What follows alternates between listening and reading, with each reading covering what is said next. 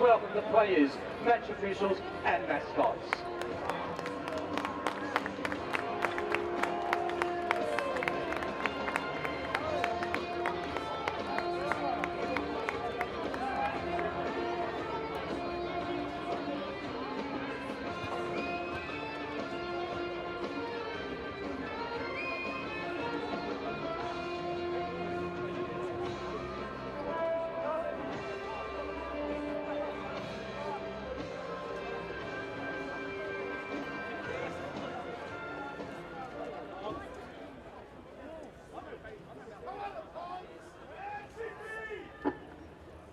Ladies and gentlemen, would you please be upstanding for the national anthem?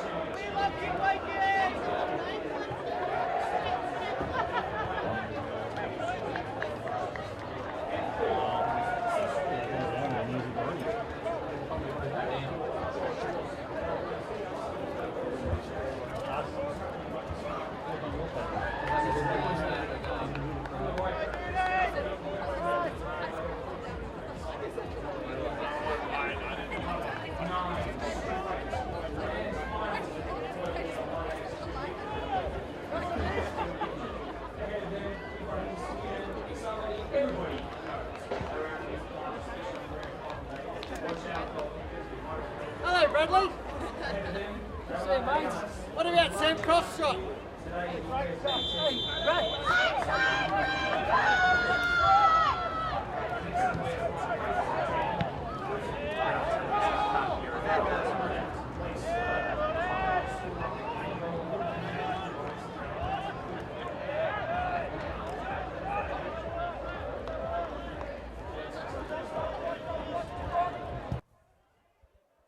Let's see how long that intensity stays up for. Ibrahim Sweetan weeding that out of the air. So apologies if we have had any technical issues in which you couldn't hear my voice. It's not a thing that will be unwelcome, by the way, as the pressure early on to Pons' attacking line against Doonside's defence. I think now that we're all composed, we're here looking good, I hope. We are, in fact, here. Right, let's get back to normal proceedings and get back to commentating this fantastic game. If you did miss anything, by the way, in the pre-match chat, Pons the premiers, Doonside the runners-up. They've both made it to the grand final. Doonside won against them once in the regular season, 4-0 it was, 4 days before that. Pons had beaten them 3-1 come 2 weeks ago in a grand final automatic qualifier. Doonside fell. Even though Ethan Eichen scored a goal, Taylor Hunter had one of the games of the season. He now starts at 9 tonight. I know he's been a pivotal figure for you in the past, Brad, as now you're finally back with me and you can hear me as well, which is great. But Taylor Hunter as a 9 tonight, is that something that Doonside should be more fearful of than him as a 10? I think that he breaks up a lot of their starts of attack as we watch this free kick. Calls for a handball there. Can there be a shot at the near post? Perhaps closed down really well by O'Keefe. Sorry to interrupt you there, Brad. Danger alleviated a little bit. Left-footed ball in is dangerous. Jordan O'Keefe sniffing around. Eichen! It could have been the ultimate start. Well, it's as frantic as the issues we're having here in the commentary box. But Pons, who are usually so composed, almost found themselves with a penalty shout against them that would have been valid in my opinion, and almost then a shot that creeped in at the near post of the giant Ada Mantaroglu. Let's go back to what you were saying. A bit loose in the box there, Pons. I need to tighten that up a bit and quickly, because Tooney are very good at picking up at scraps, but as Taylor gets a header, we'll go back Rivaldo to trying on the edge of the box, trying to lay it off to Goldenbrook, and then the Blake Skur, who tried to dart it towards that bottom left-hand corner. It didn't happen though. Brilliant, 2 minutes in, 2 shots. How good's this? How good's grand final day? No, works really tirelessly in defence, so for Doonside to start their attack, he actually poses a bit of a threat that way. If you're not perfect in the way that you'd like to play out, he can easily pinch on something. As we see a bit of a 4-2, there's a bit of a 4-3-4 block there. Happy for them to let him play out. Sweden picking up on the loose one here, but then of all people to give it away in such a dangerous area, Eichen into the danger area. 2-footed, he is right-footed, but absolutely adept on both. That time, though, wasn't directed in the right area at all. Yeah, Taylor poses some speed, Mark, but if any team's going to deflect that, it's going to be Doonside. Got a fair bit of pace at the back there.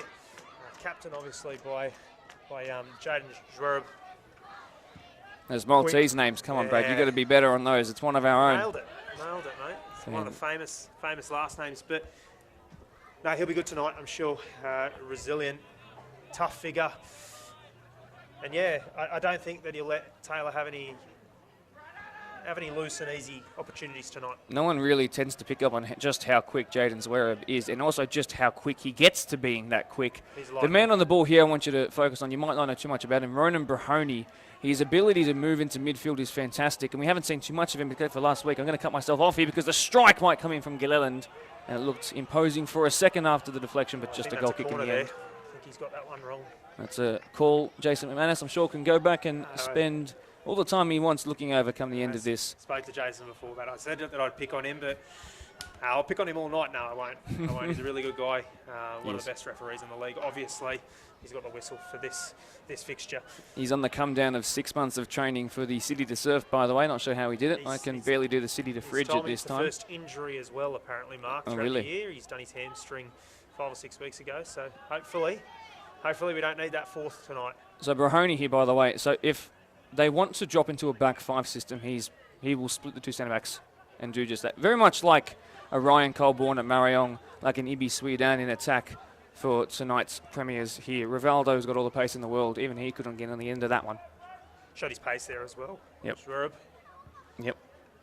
I don't think it's talked like we talk about wingers and you know, central strikers being the quickest ones, but sometimes we tend to neglect those at the back. And I've never seen him get outdone, let alone somebody actually catching up to him. So one of, if not the. I have to ask as well, while we're here and just waiting for a little break in play, coming to the end of your season and where you're at now, of course, formerly a championship coach at Ponds, and we won't spend too much time on the Spartans, but another season goes by, longer-serving coach. What's that like? What's the influence that comes with being such a long-serving coach, by the way, from a Spartans context? Yeah, but how does that help in any context, having spent so many years there? Yeah, feel sorry for the players, Mark. Had to deal with me for a long time. No, things have changed, mate, since 4 years in first grade. Now, 7 years at Spartans, a lot have changed, a lot of positive direction, if I'm honest, in terms of the women. That's what I noticed too, absolutely. Yeah, we've seen some Matilda's caps, which has been brilliant as we will watch. Sweden, who's scored bombs on this venue in this fixture before, went for the looper into the box though this time, and that's cleared, as is one of the CV standards of that man, Jaden Zwerb. Of course, the captain of Doonside, but the captain of Ponds, we should talk about 10th year of service to a club only 11 years old. Taylor Hunter through the middle tonight. Creative as he is, deadly when it comes to being in the box. And like I said, 1 goal, 1 assist in the most recent game against Doonside. Do you reckon that plays in the mind, knowing that they were beaten Doonside and that they're coming here? And yes, they have had success on this ground in years gone by and this season as well, but that's got to stick in the mind just a fortnight ago. Flicked on though. Hunter is there on the turn as well, was Lachlan Nixon, who is unmissable with that 1 on his back. It's so unique and almost had a unique finish on the swivel there. No, I think it's probably better for Doonside, if I'm honest, Mark. I think you learn more when you lose those fixtures, and to play the game again only 2 weeks after, the losing side probably learn more. So it'll be interesting to see what they bring to the table here. We've seen a couple of passages in the first 7 minutes already to show that they've done their homework and they've learned a bit from the semi. Chris Dalkeith was so dangerous from this 2 weeks ago. Had about 10 corners go their way. Is there going to be someone to find a shot off in the scuffle?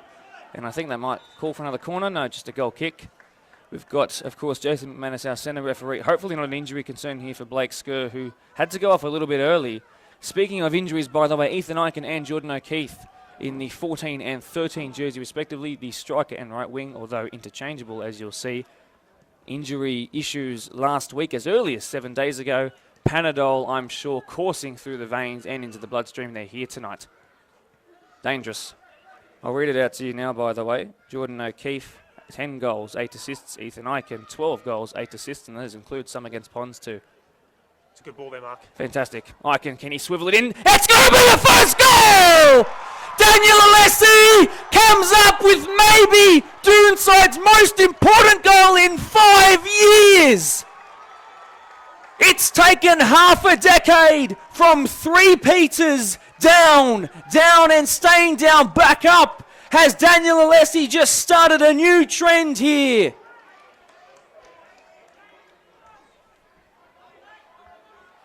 I have talked about this man's work rate since the first game I watched him, the former Marconi man who has formed an incredible pivot with the man next to him, Kyle Dominici. Those 2 Italian boys run up and down all day, and even in the last game of the season, a long season. Look at the work rate. 1-0 Doonside, Daniel Alessi. His name all over this so far. Something was coming, wasn't it? Attack on both ends, shots on both ends, corners. The first ball was tremendous. It was. Weighted brilliantly, split the Ponds defence. We spent 20 minutes talking about Doonside's defence, Ponds' defence, and the key figure that is Matty Hubbard, his 9th straight grand final. The impregnable defence, the best defence in the league, mind you, so early on, and they're down by 1. Yeah, more impressed also with the runners in the box. Obviously Alessi with the goal, but another one in behind him, another one at the top of the penalty spot. So definitely intent to try and find those areas, and get decent numbers into the box. So, well deserved. Just the thing I've noticed about Doonside is they seem to play to the level of any team they come up against. So they play against Ponds, and they'll seem to almost adopt a couple of traits and characteristics of Ponds. They will push their numbers forward. Look at Chris Dalkeith, the natural right back here in a left-footed crossing position, trying to get it in. That's a good ball. Hunter just over him. Dalkeith needs to make a run here now. He's got a lot of recovery to do. left-hand side. Sweden Tamba Victor Levy, not necessarily the quickest in recovery, asking a lot of his keeper to come. And Jordan O'Keefe, who's looked really good, by the way, in terms of the injury worries that we had last week. Put enough pressure on them to cause a tiny bit of stress, but all is good. You know what else is good about tonight, Brad? We are probably 500 to 600 strong around the grounds. Not that you can necessarily see it on the screen for those watching along, of which there are close to 200, by the way, on our Facebook alone. But there are people camped in gazebos that have withstood the wind and rain over the last couple of days. To my left and your right. Arguably the best seat in the house as well. You know what I love, Mark? We look around the field and there's young kids in Doonside jerseys and Ponds jerseys. Stuff you love to see.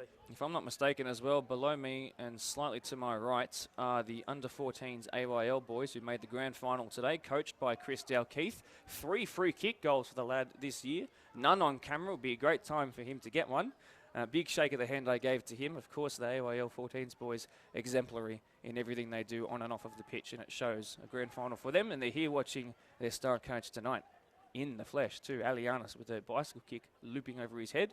Dominici, who, by the way, if he lines one up tonight, I'm expecting the roof to be raised because he has become a real threat from those in recent weeks. Big tackle in there might result in the first yellow. A little stamp on the leg that I wonder if the referee picked up on. Sweden, of course, involved very early on. A caution to the back of the mind of Jason McManus, the referee, perhaps. Got a question for you. When you know referees so well, by the way, as both a player and a coach, do you still refer to them as their first name? Because I know they like it, but for me it feels awkward. No, for me personally, I'd like to still address him as referee, sir, ma'am, etc. Ooh, a high foot question mark raised there, but it's been cleared and the referee has not looked at it for another second longer than it needed to. Dalkeith again from one fullback to the other. Gets it back from Victor Levy, his cousin Alhaji Bangura on the bench. I'm sure he'll feature if they need to hold on to a lead. Mind you, though, that lead is at least 2 goals away as Jordan O'Keefe tries to send that into the Ponds technical area. If he'd have taken out one of their star bench players, it would have been a tactical move. And he missed, unfortunately, for them. You can see the numbers that Doonside are committed to that right-hand side, as you would call generally the strong side there. I think that's key for them. I think that you can create some sort of defensive block to ensure that Ponds don't switch it and isolate their wingers. It's a decent plan to start with. Josh Ross is down that side, someone who's probably played the least amount of time with the squad. He joins in. I'm going to stop because Kyle Dominici's looking to line one up, and we know exactly what he's done in so many games already in the finals. It's come here to Gilleland, a hero against Quakers Juniors now 3 weeks ago. Can you believe it was that long ago? It's cleared real convincingly there in the end. By Lachlan Nixon, identifiable by the double upper body and lower body skins that he wears. Gilleland, he thinks about it, and he doesn't connect. And then Victor Levy better out wide towards Rivaldo. Touch through the legs is genius. And this is why they are so willing to give this man all the time and space and let him have a kind of a free roll. Central if he wants to come on the right. And it took that much of a perfectly timed slide tackle just to stop him. Looks like a slight change here as well, Mark, with Taylor rolling into 10. Nixon up higher, it looks, with that one jersey. Right. Yeah, Hunter, I should say, and at 10, Blake rolling. Late challenge in there on Josh Ross. So just speaking back on him, the left back in place of Scotty Jackson, the one who sort of commanded the mass exodus from Doonside that half decade ago now. And perhaps it's, I wonder if that's a footballing or non-footballing reason, but I know he's been injured and I hope he's okay soon. Blake Skur, who's been practicing his celebrations, by the way, the gymnast as well as the personal trainer. And Rivaldo, great skill, body frames as agile as a butterfly, trying to get past 1, 2, what about the third? Pivot back, and then he wins, not a corner, it's just a goal kick. Got to be disciplined there, Doonside, when he gets into the area. Split second away from missing the ball, so they need to be good when he enters that area. They've entered it a few times now, Mark, already, so I've just got the, of course we always have the stream going here because it's a couple seconds delayed and we can always see what's happening and keep up to date in case anything gets missed or shirt numbers on the back. And I've just seen that you've joined the stream, which is fantastic, and you're Who's both that? watching it. You are, so your Facebook accounts joined yes. our stream as well as being the one commentating on it. How many years have you spent involved in BDSFA football, by the way? Thanks for prepping me with questions. Generally. Above 2 decades? Yeah, it's been about 25 years. 25 years. It started. Quarter of a century as Blake Skirt puts it onto his left foot. I couldn't tell which was his weaker foot come last week. Assist with the left against Doonside to find Hunter, and then this time Rivalda took the shot.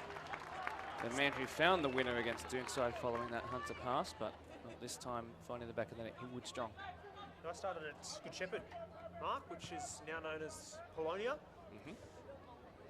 in Plumpton. Moved to Quakers Hill Junior. Finished up at the Ponds, the association. Obviously a bit of a overlapping period with Spartans and the Ponds. And long throw, Eichen, Gilliland there, O'Keefe too. Gilliland trying to get that as well out of the sky. Dale Keith was willing to put his head in the way of a shot from a boot. It's brave. He's misjudged 2 headers now, Matt Hubbard. Very unlike him. The first one where he almost ate. And that one there, very unlike him. And he'll get done. What a ball. Again here.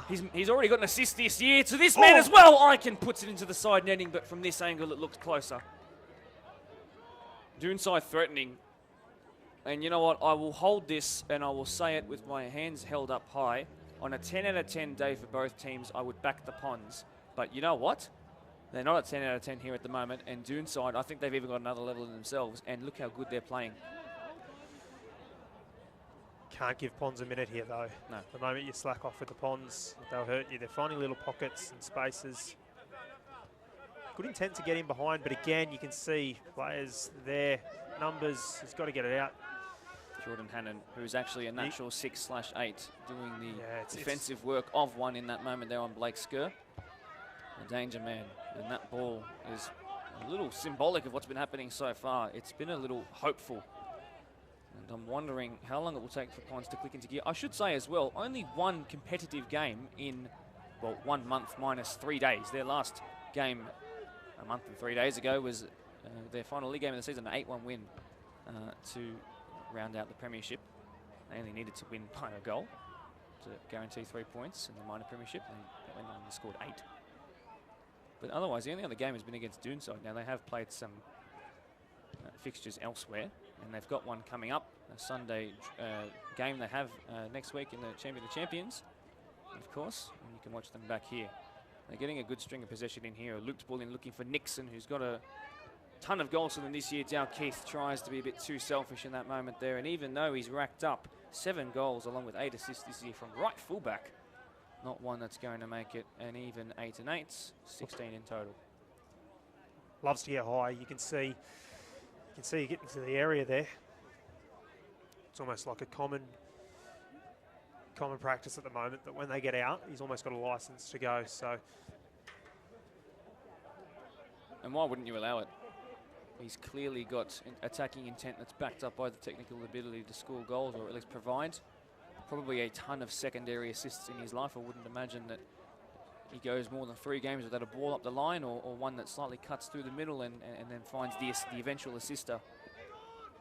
That's what I've noticed in my time. Jordan Hannon coming forward here, formerly of the Nepean's NPL side, but moving here to play, and you can see the quality when he gets forward. You can see Doonside, we've talked in so many recent weeks about how reluctant they've been, particularly against Workers when they were clearly trying to go for penalties. They were happy to keep it at a stalemate for as long as they could from about the 40th minute onwards. But look at the fullbacks high tonight, but it might come to the detriment here, but Jaden Swerup is way too quick. Way too quick. how's the throw from Dow Keith, though? It's a weapon. It's a weapon. I'm not sure what the technique is. I know Trent Alexander-Arnold for Liverpool puts one hand behind it like a basketball, but it's a... Swing hard, Mark. It's a certain thing he does. Swing hard from the hips and you're sweet.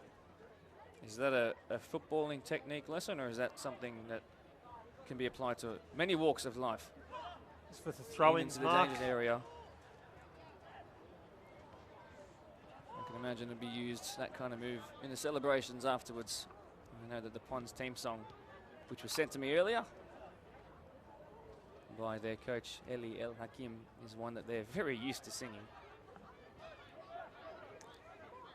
Well, bust a myth there, Mark. A lot of those Doonside Big break. tackle in, but it's ricocheted back I'll come back to it. Carl Dominici. A threat on any area of the pitch.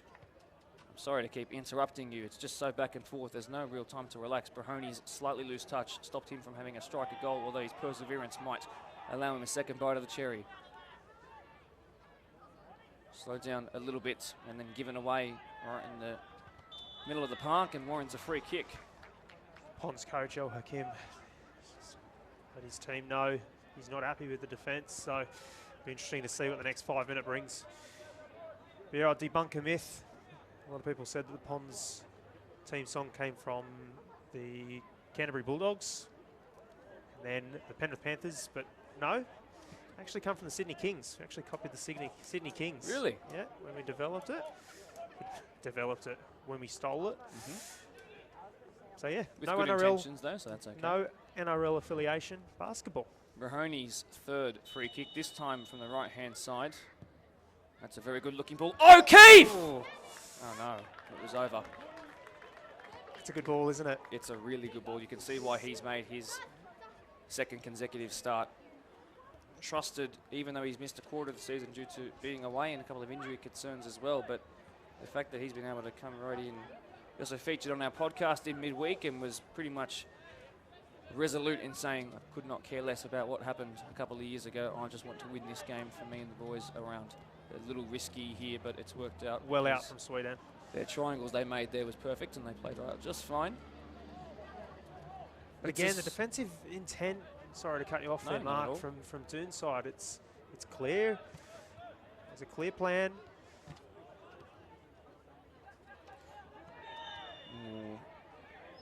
Calls for that to be at 50-50, but enough of a shoulder in the back of Rivaldo there. Yeah, it looks to be a clear plan from Doonside, so if they can execute that for most of the game, Mark, they're in with a real chance here. You have a bunch of your first grade squad and reserve grade squad watching along, by the way. The ones I do I? Yeah, you do. I've watched them come on in, and I'm sure that they are. I'll probably stay out of the comments. No, at least until you go off air and you can react normally. There's a coming together here that could warrant a stoppage in play, but it doesn't. And thankfully for Doonside, they go on, but a poor touch has allowed Victor Levy to slide on in. Nixon goes back to the one-time goal of the week winner earlier this year for a looping effort from left to the top right-hand corner. The cobweb cleaner, as I like to call it. Jay Gilleland, who's used to scoring in finals, tries to put it through for a man looking for a rare brace. O'Keefe not rare to it though. Alessi, the flag is Rayfield shoots, and he'll put it between the hands of a grateful Mantaruglu. Warning signs. They're flashing pretty bright. I don't like the distance between Ponds' back line and their midfield at the moment. Doonside just finding space in there. And they're looking dangerous. They've got clear intent to make forward runs. I tell you what, if they can reward a couple quickly, there might be a few other chances, but here it is, the speed again. Dalkeith in behind. Hunter's come into a wide position. Oi. Look at the positioning there of Dalkeith, who's swapped here essentially with his captain, Taylor Hunter, Mr. Ponds.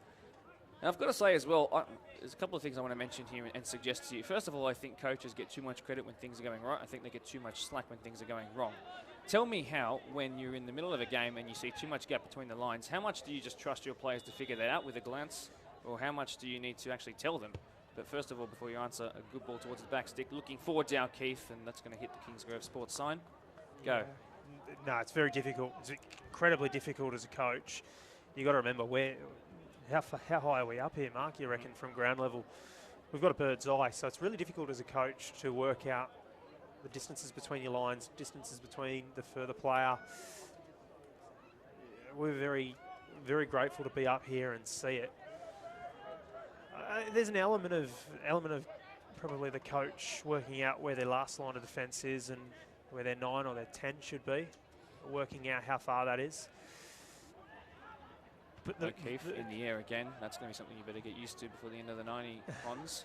Yeah, I think players need to be aware of it though as well. So we can see here the space. I'm going to cut you off because forward comes Brahoni with real attacking intent, wide to one of their top goal scorers who's loose touch. Might turn fortuitous. Can he square it? Looking for a second, it just evaded Brahoni. It will not evade the clearance of Chris Dalkeith, the 25-year-old, coming to the rescue there, to be honest.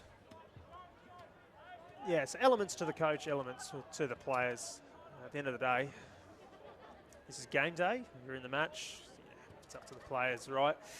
Matt Hubbard, probably, arguably, one of the better players in the league. Long throw. Yes. Hubbard's lost it out in the air again. It's going to fall to Icon, who tries to fizz it across the face. Ibake sign, it hits corner again.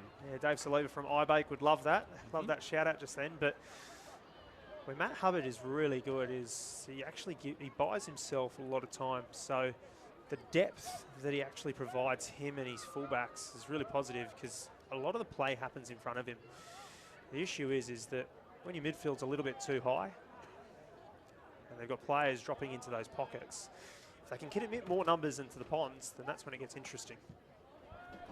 Testing the goalkeeper perhaps, and then at the back stick was Icon, Free. who scored against them with a header no more than 2 weeks ago. Don't forget, 12 goals, 8 assists this year. It would have been 2 of a 13 counts had he have scored here again for goals against the Ponds. Surely they've got to be more wary of one of their danger men. Someone who, when they were watching the game last week against Workers, they were quite literally sat next to me 2 metres away. I was speaking to them in the quieter moments of the game. For example, asking Chris Dalkeith about the AYL, and they mentioned that they were hoping that Ethan Icon, in the most respectful way possible, was going to be out because he's dangerous. To leave him at the back stick unmarked is beyond me. Yeah, it's dangerous, right? It's dangerous. You just can't let it happen. But yeah, hopefully they can evade a few of those chances. If you are watching on from home, match after match, you would have seen a reserve grade player get as the throw goes in. Himwood didn't come for it. It's then being cleared. Of course, the clearance happened to fall straight to a Doonside player who was then able to really clear it away. Yeah, I was just saying, if you have been watching from home the matches on the BDSFA live stream, you would notice Sam Croft go down unconscious through that reserve grade match, but he's just giving me the thumbs up to say that he is okay and he's feeling good. So really positive news there for the Quakers Hill Junior centre defender. So fantastic. Shout out to him. Thank you for actually updating me on that. I had not let it slip my mind, but I had forgotten that Sam Croft's, of course, someone you're very familiar with. Of course, that entire family. Fantastic to know because there was a quick response needed for that. Thank you to St John's Ambulance, by the way, who have been set up here since Thursday night. Came by at 7 p.m, by the way, to park their trailer and get their gazebo ready. Nixon on the turn, just about to cross the halfway line. Ponds have been able to switch out of that press there. So that's a really strange ball, almost as if still a chance. Well done, Mike Swear. There's something on the middle of the pitch there, right near the referee. I'm not sure if that's a shin pad or something. There you go. It's about to be moved. I know. Must be a piece of plastic, right? Okay, there you go. Not sure how it's gotten there. We've heard vuvuzelas all day, by the way. Prospect, of course, largely a Greek population at that club who, of course, brought their drums with them, and it was very loud. We had 3 going at one time, by the way. They're not here tonight. It's too cold for a drum. But certainly the amount of people we have here is something that we're really happy to have, considering the amounts of football at all levels and sport at all levels we've missed in recent years because of our good friend the Coco, which we won't say because otherwise we'll go into a little algorithm restriction. You know what I mean? Ponds have been rolling changes in that top 3, I should say top 4. Different personnel making movements and changes. We've seen it a couple of times where that highest player's rolled in past their 10. And I think that if the 10 can just find a forward run in behind Doonside, they're in with a chance there, but they've got to release it quickly. You'll note that Doonside seem a bit worried of the Ponds 9s. They're coming really, really tight with them. Probably not communicating that with their wider fullbacks. Nice play. Unlucky for Dalkeith to get megged in a moment like that, but the ones who are around him, eventually that danger is dealt with. I'm going to put out an apology. I've just read a Facebook live chat. It was, in fact, Jake Gilleland who rose for that header highest with the 7 jersey on his back and not Ethan Icon with a jersey value double of that at 14. As Nixon tries to get a headed assist, it would be a rare one. Blake Screw is extremely quick. Himwood is extremely decisive. How's the confidence in the keeper? Little tap. Must be a basketball in his I past just love life. it. That's an awkward kick out, but Lianis picks up on it. Strong in the midfield there by Hunter, who is nowhere near positionally where he, I'm sure, wants to be. Coached to play more of a 10 this year, more of a provider, which he's more than capable of doing, but of course his strongest position is at the pinnacle of the attack. But yeah, in terms of positionally, Blake Skerr's gone off to the left, very good on his left foot, by the way, as Pons would know from a couple of weeks ago. Rivaldo's come here onto the right-hand side, so perhaps more of a traditional winger role for them now to hit the byline and fizz it across the face of goal. Blake Skerr might get a chance to do exactly what was just said, but Jaden Zwerb notches up probably already his 5th clearance that has gone into next week of the evening. It's a good play to get out there from Ibrahim Swedan and Taylor Hunter. Choreographed a split in between the centre back and the right back. Taylor dropping deeper than the ball to pick it up. Got out quite nicely. There is space for them to run into here, which is something I'm surprised that Swedan in particular I would point towards being the one who tends to close that down quickly. Look at the slide tackle, perfectly timed, says the lack of a whistle by the referee. With the coming together of boots, certainly that would have been felt down there on the ground. We're wearing noise-cancelling headphones. You can still hear a bit, but we could hear that through the padding around our ears. That was a big coming together. So I'd like to say, just like that, we are 1/3 of the way through our showpiece event. Doonside, of course, in the lead, thanks to Daniel Alessi. That's a quick half hour. It's flown. Bit of an issue here for the Ponds. I think it's Josh Ross in that 26 jersey. Just a young lad who joined the side in pre-season, former Spartans player himself in 2021, did his knee in that pre-season, decided he wanted to take a break from football, and then on June 30, the last day of transfers internationally and here as well, competition the same level by the way, and he rejoined, and he's been a really good fixture. But Jake Gilliland! That's a good hit and a very good save, come very quickly. Mate, how sweet is he struck that? Oh, we just watched the replay. Mansuroglu, the former Rufus and Schofield's keeper, who was tempted to join the 2019 Doonside champions. just thrive on positive energy. Ponds have left 3 out of here. Mahoney again, keeper does not come. It's going to fall to Doonside. No, I thought it might have. This is where this man can be so dangerous, but they know to close him down quickly. Can he try and find some space to get it off? That is Daniel Alessi. There's the Italian job in midfield, although a big coming together there means that Dominici's been robbed of it. Taylor Hunter trying to... And that's where I just wish he was the one that was receiving that pass rather than him the one that was passing it off. Yeah, he looks like he's playing in that number 10 role now. Which, you know, we got the team sheet and we saw that he was furthest forward, but obviously he hasn't been pretty much since the first 35 seconds of the game. Look at Blake Skerr and the pace he has. This is a guy who, during the floods, went swimming about to make sure that he stayed fit. He's got an Instagram account, which you can find, by the way. It's at B2 Australia. Of course, his first name, Blake. You can go and follow it to see all the gymnastics routines he practices. He was practicing his celebrations on one of those bouncy floors today, and I responded to him and I said, oh, I'm going to ping you up on this, and he responded with a couple of laughing emojis. Forget the laughing emojis into the box, and Tremendous Icon. throw again. Look at that, but look at Icon back in that position there. That bleach blonde hair is impossible to miss, but look at his role in winning that there. I think is real interesting. If that's taken a touch off Pons, it might not be offside, but He's called. the flag has been raised. Jay Gilliland, who's been really good, is really not happy with the flag. I want to say as well, and I'll let you comment on it because I've taken way too much airtime in the last No, you sound good, 2 mate. minutes, but You sounded really good all day, to be fair. appreciate that. A lot, by the way. Reserve grade between, of course, Marion and the eventual victors, Quakers Juniors. The live stream had some issues there with some, as that shot was pulled well wide, and the clap of the hand symbolises the frustration of Ethan Icon, who's come close. But yes, so that stream will go up, you need not worry, and it will then eventually be reposted to our BDSFA YouTube page, which just surpassed 500 subscribers in days gone by the way. Thank you, that's tripled in the time since I started on here, so I'm really happy with that, since the podcasts go up there now too. But yes, I want to give my huge A huge round of applause from the BDSFA to Quakers Juniors. I'm very sorry that they couldn't have their stream in the way they wanted to, and for those waiting for it around Australia and the greater world on tonight, but they were in fact reserve grade winners. Good touch from Hunter. Now they're trying to find some space now here. The Ponds in behind. That's a huge coming together. At speed he leaves too. nothing out of it. This is Jake Taylor. He's got 3 goals this year. One of them was And against he found Marion, him by well, the way. Jake Taylor. Ethan Eichen. This is the issue that I have with Dalkeith moving into such high spaces. Jordan O'Keefe at the mention of Chris Dalkeith. Calls for offside. Did he make that run? That's very tight. Look, we cannot go back on our stream because it's live and it's only 3 seconds delay, so we've got to be quick. But certainly, I'm say bless you, even though it was a cough, but Yes, sorry guys. that's not a problem at all. Back. Just a bit of personality. You're still human.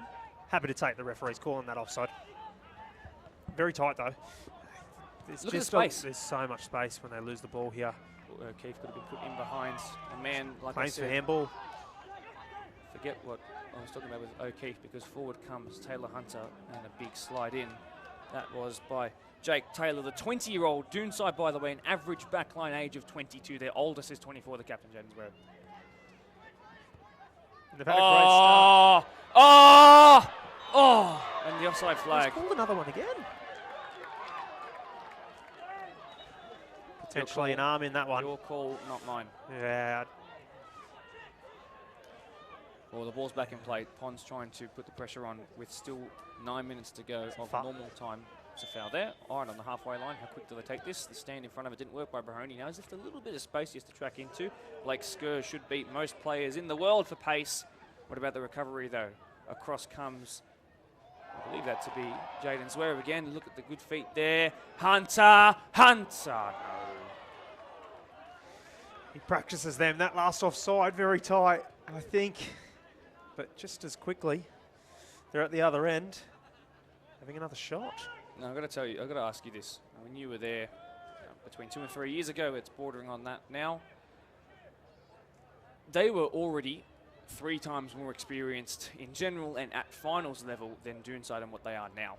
I want to talk about how pressure mounts on that squad generally. Are they someone who feel it?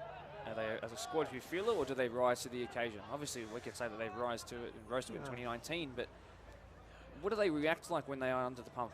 I don't know that they're under pressure though tonight, Mark. Ponds finishing first. I don't know that there's pressure. I think the Doonside love that underdog mentality. They were tremendous through the PL2 competitions when they were there, and they've made the rise back to PL1. Should be really proud of themselves, and I'm sure that they are, and they've got a tremendous supporter base. Well, that I don't know if there's pressure, Mark. So that's fair enough. I don't know if there's pressure. There's probably a little bit more pressure on the Ponds players, especially obviously the history. Sweden to loop this in towards the back stick. Dalkeith rising. In fact, not even, because it was too far-fetched even for his outstretched right leg. Jason loves a good whistle blow. Probably one of the best in the competition.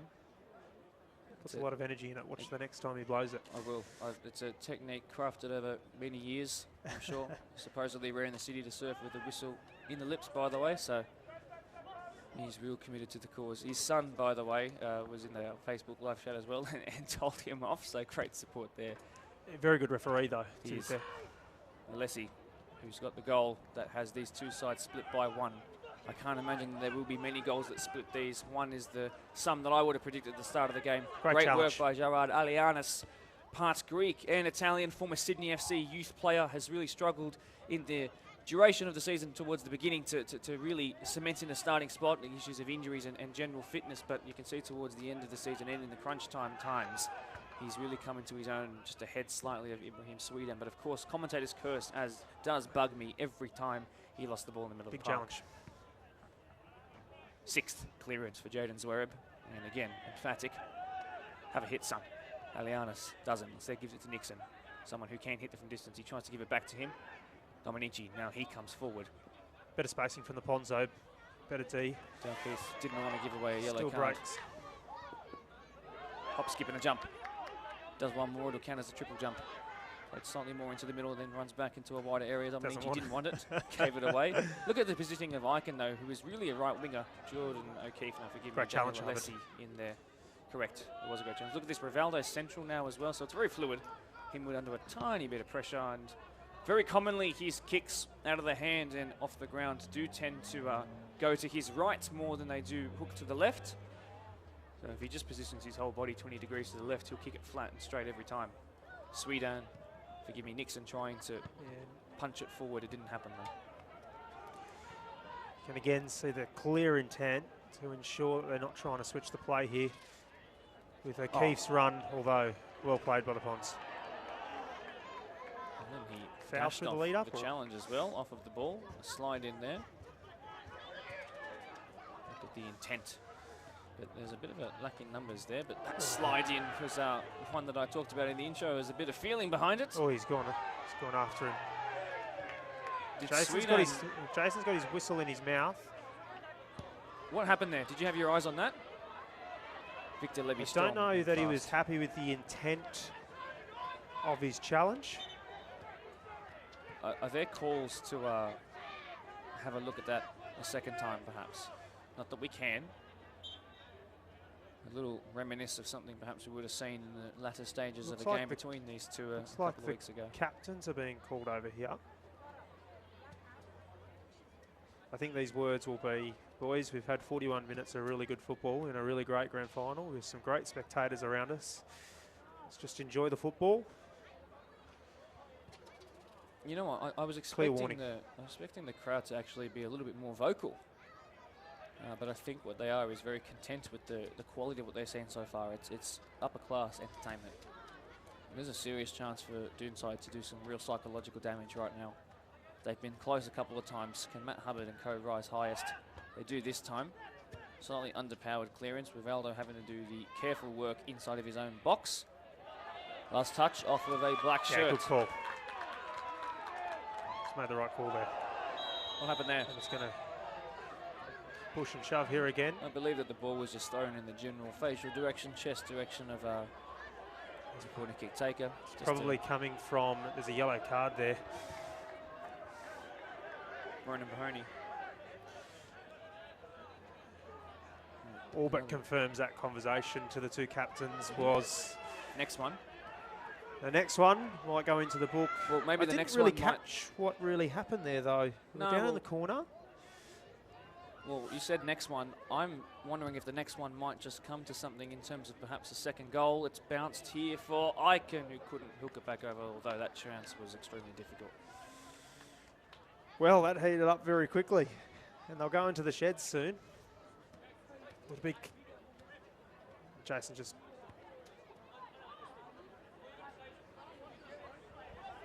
doesn't want to hear it. The word is final as the ball back in play. Not that I think he was aware. Just tried to pop the noise cancelling headphones off to try and listen in on that. I think something along the lines of calm down, relax, a couple of minutes. Get a drink. Tried to spray that forward across the pitch from one side to the other. Daniel Lessie's ended up coming away with it. Nixon involved again. His fifth year at Ponds. That's almost half of the Ponds' existence. A suburb in itself away from football that's really come to grow in population very, very quickly. The density has, I guess you could say, become more dense very, very quickly. So they had to build a club that matched that, of course.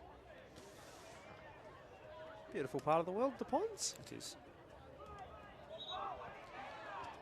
And a change of who is going to take this. Could this just be the little momentum shift that they need? We see it so commonly in sport when something that frustrates a winning side just a little bit can knock them off their flow a little bit.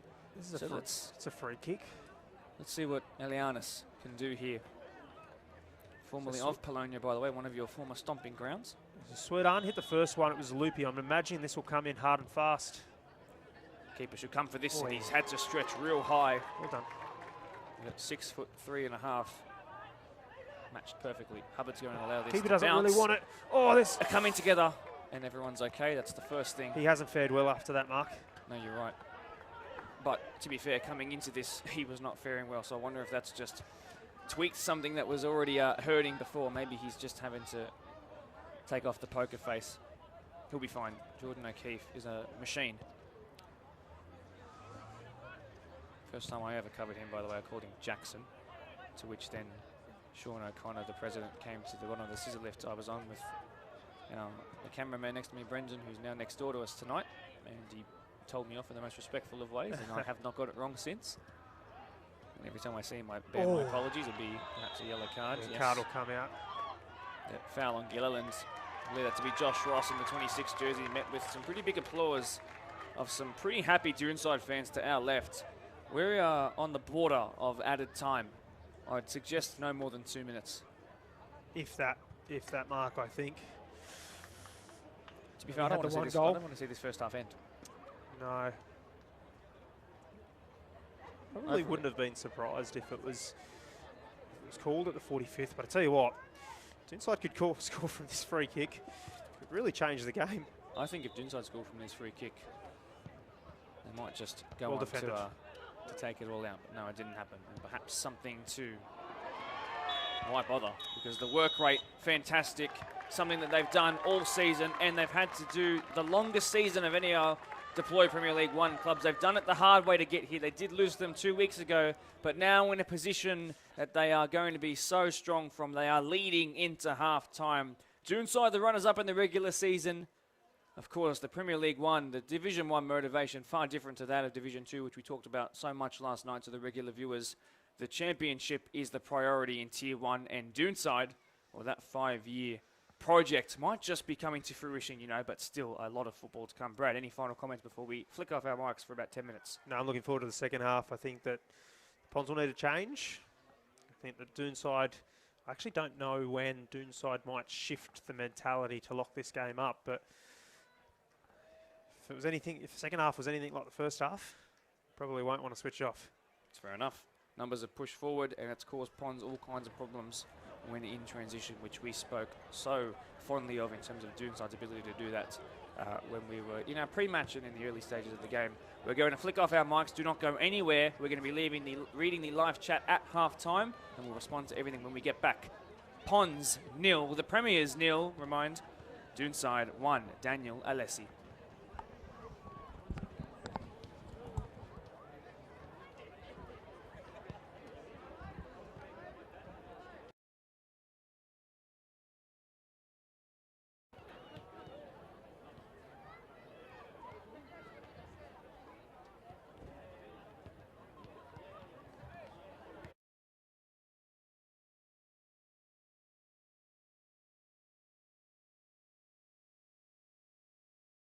Blacktown Football Park, up the slight inclining hill as the Doonside suburb becomes the suburb of Rudy Hill. Blacktown Football Park's synthetic pitch, so well known around the community space, the MPL space.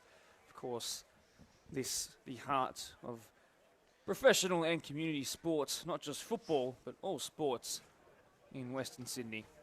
It's a fine place where many fine footballing and sporting matches, particularly footballing matches, have been played here. And as the referees, the last to make their way back out onto the pitch, I can confirm to you, as Brad rejoins me to my right, Doonside were out here first, perhaps a slight indicator of their intent. First to everything, including being back out after half-time. I wonder what those two half-time team talks might have entailed. Tell you what, they're both eager. Yep. Both out within 11 minutes. You get 15 minutes here. As Jason's just going to remind... Jaden Zwerb. Again, Jaden Zwerb. Don't know what that was about. But, yeah, really interesting. Would have been brilliant to be a fly on the wall in both change rooms. I think the message from Doonside will be keep the intensity up, not switch off in this next 45 minutes because Ponds just possess a lot of quality across the pitch and can quickly... Just doing a little final checks of the referees' communication devices. Yeah, I was also just checking that there was no subs as well, but it doesn't look like there's been any. Doonside can go 100 minutes without making a change, I can promise you. Yeah, so I think the Doonside conversation in their change room would be we need to keep the intensity up for 45, keep really disciplined in their 18-yard box. I think their press has been really good to ensure that the Ponds haven't got out. I think that that'll be the key. And when they do break quickly, break with width. I think that they've troubled the Ponds when they've done that. From El Hakim in the Ponds change room, I think there needs to be a conversation around the defence and the distance between where they're defending to and their reaction to get in behind the ball if they lose the ball. Like a great turn, great use of the body. Will want free kick and perhaps a yellow card. Mark just fixes my mic. Thank you for that. Yeah, I think the conversation will be to when they've managed to get out through Ibrahim Sweden quickly, they've looked to trouble Doonside and really isolate and show their weapons, which are their speed out wide. I think that will be the key. I think also be the key is how well they can. As Mahoney's set piece again tests the durability of the Kingsgrove sports sign to the left of that right-hand side goal. Yeah, and how well they can probably defend these set pieces, because you'd imagine that if Doonside stay one up for a while, you would imagine the defensive block probably gets a touch deeper, which I don't think would be the right thing to do too early. So they might commit to some dead balls. O'Keefe trying his best to hold it up and bring others into the game. The most unselfish of strikers, yet someone who still scores a vast majority of their goals. I've got to ask, you know exactly of how good Doonside can be when they shut up and try to imitate the 70s and 80s teams of, you know, of Italy, you know what I mean? When they just shut up shop and they decide that's the end. They are very good at it. But against Ponds, it's brave. You know, the best attacking team, the best defensive team in the league in the regular season for 2022. Something that attacking craft has come to the front. Usually in the last couple of years, the best defensive team is something that they've taken, and by a couple of goals too, but top goal scorers as well, something for them. So how long do you stay? Because we're going to have a break and play here because there's an issue here. An early sub, and that's actually Victor Levy, who's gone down in that 35 jersey. So we'll see who comes on in replacement. I can take a stab, but let's leave it to... I think it's... Jared Alianis, forgive me. I thought I'd seen a 35 on the back, but I want to ask... He was getting into the game too. He was. We saw those couple of touches towards the end of that second half that were really significant in progressing the ball forward. If you're Doonside, how quickly before you start sitting back and defending 11 men behind the ball? Well, I think their dominance has actually come in the way that they've defended so highly with intent. There's a clear plan there. And I think that's been what's working for them. As that green light glares for their change. Well, that sub is confirmed. For me, if it was, from what I've observed over the years, it should be Tom Guthrie coming on. Now, I'm hoping that I'm proved correct. If I is proved correct, it's Tom Guthrie in that 28 jersey. Something I can tell you about him in the very first game that I covered away from Blacktown Football Park for the BDSFA against Ropes Crossing. Obviously, Ponds were involved. He scored one, assisted one, and then hit the crossbar from a rocket. He's also spent time in Thailand on trial in football. And of course, as I mentioned, those two in the match of the round against Ropes. But a back injury actually forced him to come back here, and he's actually playing through the pain to end out the season. So if he could end knowing that he's probably going to feel this a little later in life by persevering through this, Tom Guthrie off of the bench in that 28, just as good, if not at full fitness. Their best midfielder. He's a real star. Well, he's coming to a game where they're 1-0 down and they need a spark. So will he provide it? He's capable of going forward. I actually prefer him in more of a sort of advanced 10. An advanced 8 with a little less defensive duties than perhaps Alianis might have. That's just progressed right through the midfield with a lot of ease. Giving him a lot of space there too, Mark. Sorry to cut you off, but he gave him a lot of space there on the turnover. Blake Skur, his first season at the club, trying to form something here. Nixon! Mishit! The worst of the season! Oh, cursed. Tremendous ball, though. Oh, Lachlan Nixon. That was it. That was the chance. That was the best chance of the game so far. I would say that was even easier to steer on target at the very least than even the goal that put Doonside ahead as Matt Hubbard recovers there. Yeah, we want that one over. Lockie Nixon, number 1 jersey. Wow. Well, if you look at specific moments in the game and you point to where the momentum and the tide of the game was decided, moments like that, the ones we'll look back on and wonder, what if? Cleared by Guthrie, his first real involvement in the game. Who will rise highest here? It's actually Hunter. Great header. He's recently turned 29, but no slouch. He's in his athletic peak, and I wonder how long he could continue that for. He's someone who defies what most 29-year-olds probably look like and are able to achieve on a pitch. Icon rose highest again. Not Gilliland. I didn't get them confused this time. Mantaruglu with a simple save. Made his debut in an Australian Cup game for Ponds in terms of the competitive debut. Made somewhere between 15 and 20 saves. They lost actual count of the saves tally, so he made a real big impression early on. Look at the frustration there, Yugi Swedan. Did you see that there? I'm not sure if the camera would have picked it up, but Swedan's body language in response to having lost that. Look at the determination, though, to win that back. It's a collective Ponds mentality. Blake Skur from left to centre puts it out wide to Rivaldo, whose greatest asset is his pace and crossing. What about his ability to actually get around one? He's giving it to Doonside. Okay. Looks like they're going to make a change. I'm just trying to have a look at the bench. That's Blake March. So off is going to come. I'm struggling to see from that far, and that's just because of the natural glare. It looks like number 43. Well, Blake March is definitely coming on. He's a goal of the week winner with a free kick from where Jason McManus is standing right now, by the way. He popped it over the wall and into the back of the net against Polonia in a 6-0 win. It was also the only game of the season in 2022 when Jaden Zwereb scored a goal for the club. Interestingly, once again, Ronan Brahoni, the first one to make way, as he was last week. Blake March has the exact same change that we saw, just in a different minute to the game against Workers last week. Don't know if you hold on to him for a touch longer. I think he's been incredible in that first half. Set piece delivery as well. They're going to miss that. He's done a lot of work off the ball in terms of his communication as well, and marshalled his troops. As Doonside have 2 free out wide, if they can find it, and they will. Is that Alessi once again? Can he try and finesse the pass to an offside man? Not that he would have known it when he tried to get it under control. This is not the Ponds that we expected to come here tonight. I'm sorry, but I know it's a former team, and there'll be people watching here tonight, and I'm sure there are higher ups at that club who will not like me saying that, but I've expected better so far. I've never seen them be this open defensively. Yes, they're trying to chase a game in a do-or-die game. Uncharacteristic is a word I use far too much on stream. It's part of my learning to get that out of my constant vocabulary. But it has been uncharacteristic to what I've come to learn about Ponds. Yeah, I'm worried that the Doonside might let them in here, as that Ponds do look to make that change, and it is Lachlan Nixon. Haji Bangura. So Lachlan Nixon, I'm sure, by the way, as the last thing we mentioned about him, is not the person being replaced because of that miss.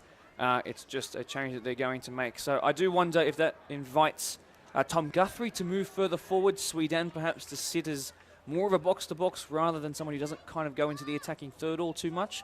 Al-Haji, very good at sitting. He's also the cousin of number 35, Victor Leby. Jaden Zwereb's set piece. Loves the goal here. O'Keefe rising. Would have been so hard to score from there. Straight into the action. Al-Haji plays it simple. That's out for a man who's clearly his radar not switched on quite just yet. Al-Haji Bangura, the 23-year-old. He scored 2 goals this year. He's of Sierra Leonean descent. A certain striker from St. Pat's, the club he now calls his old stomping ground. It's a relationship there that you might recall as it comes in and it's palmed away. Rivaldo trying to break here, but Dominici reads it real simply. Blake March, his technique is good, but that moment, not one where that's been exemplified.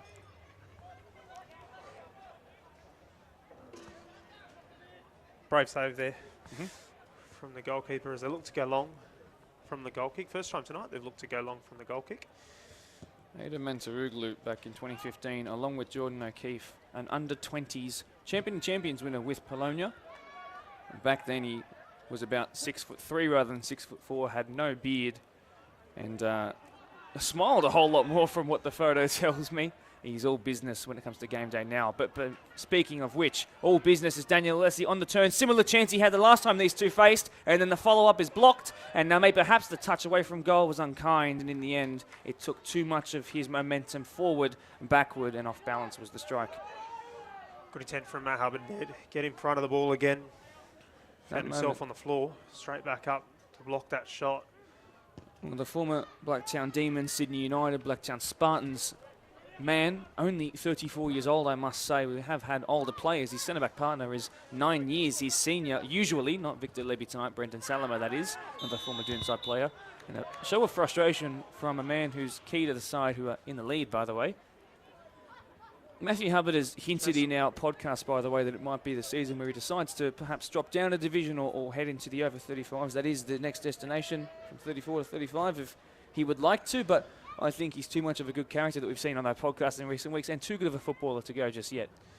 Jason just popped his hand up there for a Doonside free kick, but obviously... Yeah, he wants us to go to the front post, that's why. No, Jason, referee, sorry. Oh, Yellow cards. It will could be another card. And this might just raise the temperature on the pressure cooker of this match just a little bit more. And I think there was afters. Could this He be could be two in yellow trouble cards? here. Mark, he could be in trouble here. He's kept his card in his pocket.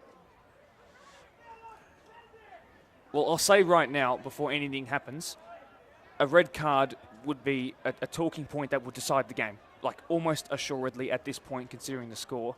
2 yellows to give in the space of 3 different reasons, 3 seconds, and within that 2 reasons to give it. It would be a brave call, one that can be made and is legal, of course. A yellow, then straight away a yellow. We saw Gabriel Martinelli from Arsenal in England have that happen to him just at the back end of last season. Nothing there at all other than just the simple caution. If I'm not correct, am I wrong in saying that? Was he cautioned at all? He was cautioned for the original challenge. Was where I was going to put this in. That's a little dangerous as Mantarugalu, someone who very unlikely is to drop that. What made me nervous for him there, Mark, was referee kept the yellow ticket out of his pocket, suggesting that he would go again. But as Pons have a chance here. I'm going to cut you off because I can feel something crafting here. Back to goal, back to Matt Hubbard. Can he square it across the face for an identical goal in the first half? It's O'Keefe, so commonly the goal scorer, and now this season so commonly the assist provider too. He's got one of the most experienced defenders the league has ever seen. 9-time grand finalist consecutive Matt Hubbard in his back, and he's done well to hold him off and even encourages a little push that's tipped the man with the most experience into pushing him. And temper's flaring. it's heating up.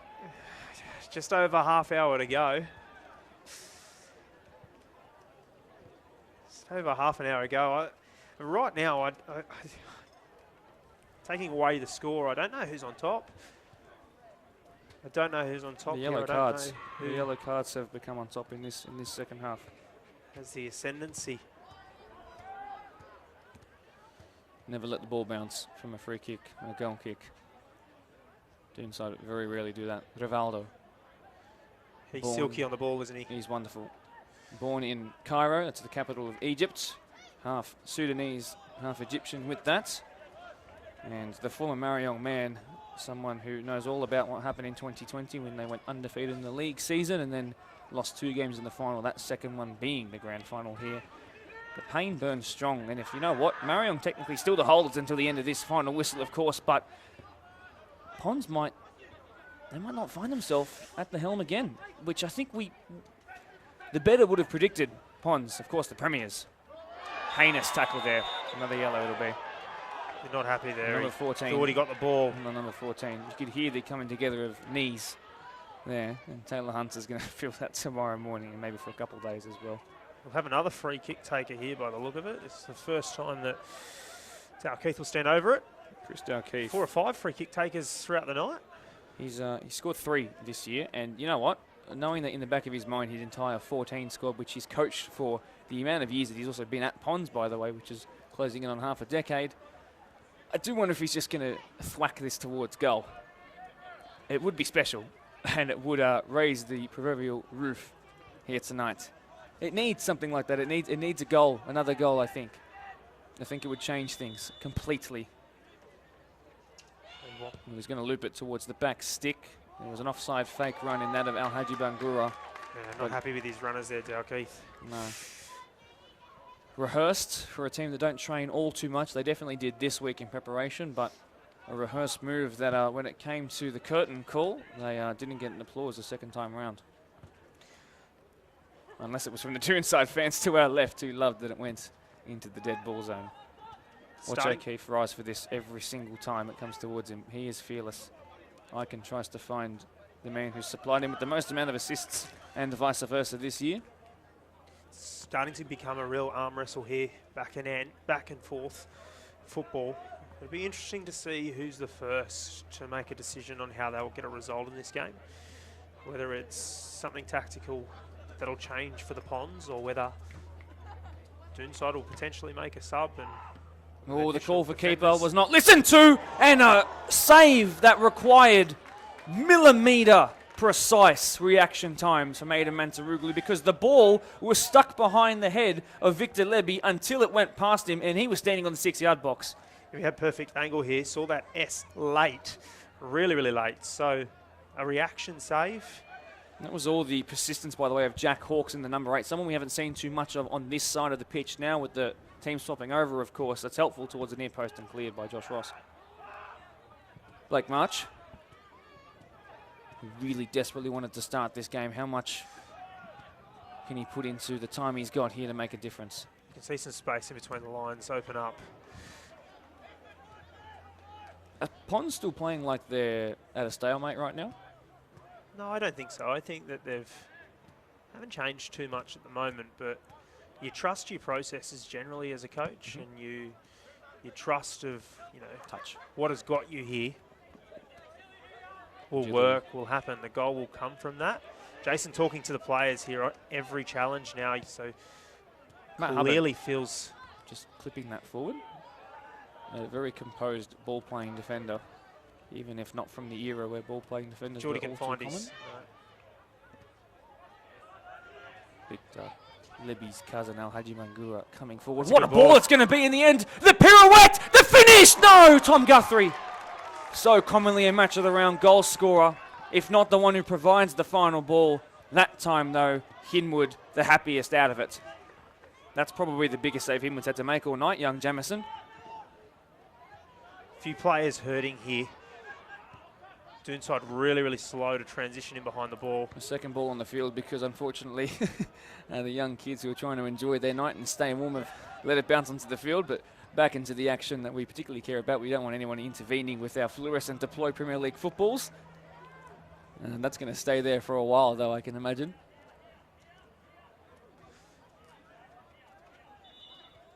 Blake Skerr, by the way, that man for Ponds in the 9 jersey, he's got 18 goals this year to go along with 9 assists. His most recent assist was the first goal of the day a fortnight ago against this Doonside team for Taylor Hunter.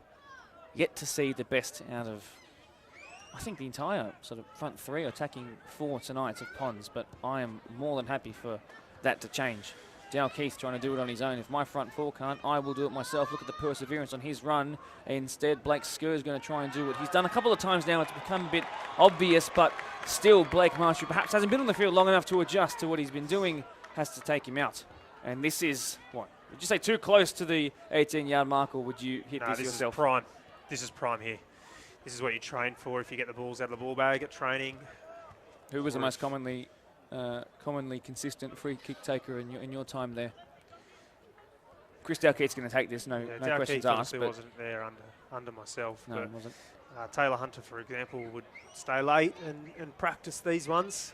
It's a prime position here, really. If he picked up the ball and put it somewhere, he'd probably put it maybe a touch closer to the D, more to the centre of the pitch. But this is prime. Hinwood taking up a slightly to the right of the wall position. Dalkeith has got 3 free kick goals this year, 15 goal contributions. This would be his most important, though.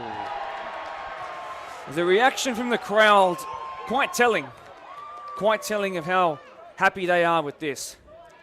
Yeah, Not just that moment, but that moment epitomising things going their way so far. Doonside players let him know as well. Doonside players let him know that they were happy with it. I just wonder if Doonside, you see it now, they just need to slow this game down a touch. I said at the start that if Doonside was to win, they need to play at their pace and accelerate at their pace, as well as slow the game down when they need to. Blake needs to make a run in behind here. Blake Skur, that is. Haji Bangura, oh, look at that. That's just a moment where you think the ball's bouncing your way. How do you overcome a moment like that when you think to yourself, the football god's writing a script that clearly isn't stamped with a Pons badge at the front? Well, it's not Blake Skur and Pons' ball. Blake March instead is going to take this, one of many Blakes in our competition. There was some conjecture over whose throw that was. I thought it was very clearly to Doonside. Victor Leby, and that has ricocheted perfectly for someone like Daniel Alessi to use his pace against the more experienced legs of Matt Hubbard in his 9th straight grand final, and that's not even his ball either, so it's been shielded for a Doonside ball right on that corner flag for a throw though.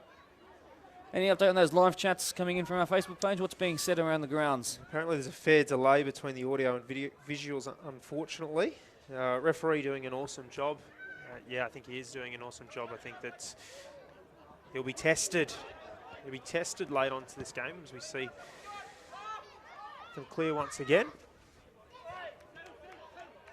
Calls around from Doonside players to just calm things down. Let somebody else take the throw. You just sense it's not over. You sense another one coming. I don't know who to. Well, that's gone their way. Matt Hubbard. Did they go out for a goal kick or a throw? It's a throw. So if they want to box them in, they are more entitled to. And I would suggest they do it because their press, when switched on. Matt Hubbard at 38 years of age, still got it in this league. He's No, 34. What is it? 34. 34 years. He's got time. He'll hate me for that one. He will. No, but he's still got it, hasn't he? He reads a play. Like a book. One ball ahead as Keith's away here. And Taylor's free in the middle if you can find him. Swearab, captain on captain there. The one in maroon coming out on top. Tremendous the turn tremendous. by Eichen is wonderful to watch. Ooh. That'll be a cynical yellow card. You'd imagine this would go to the pocket for a yellow. And that's Matt Pull Hubbard him out. using all of his experience there to slow things down, although I just ate my words there. He was very late to that challenge. it's just a yellow. But I will say it's another one. How many Pons players can you name with that yellow marker next to their first and last name? The answer is quite a lot, and of course quite a lot of defenders too.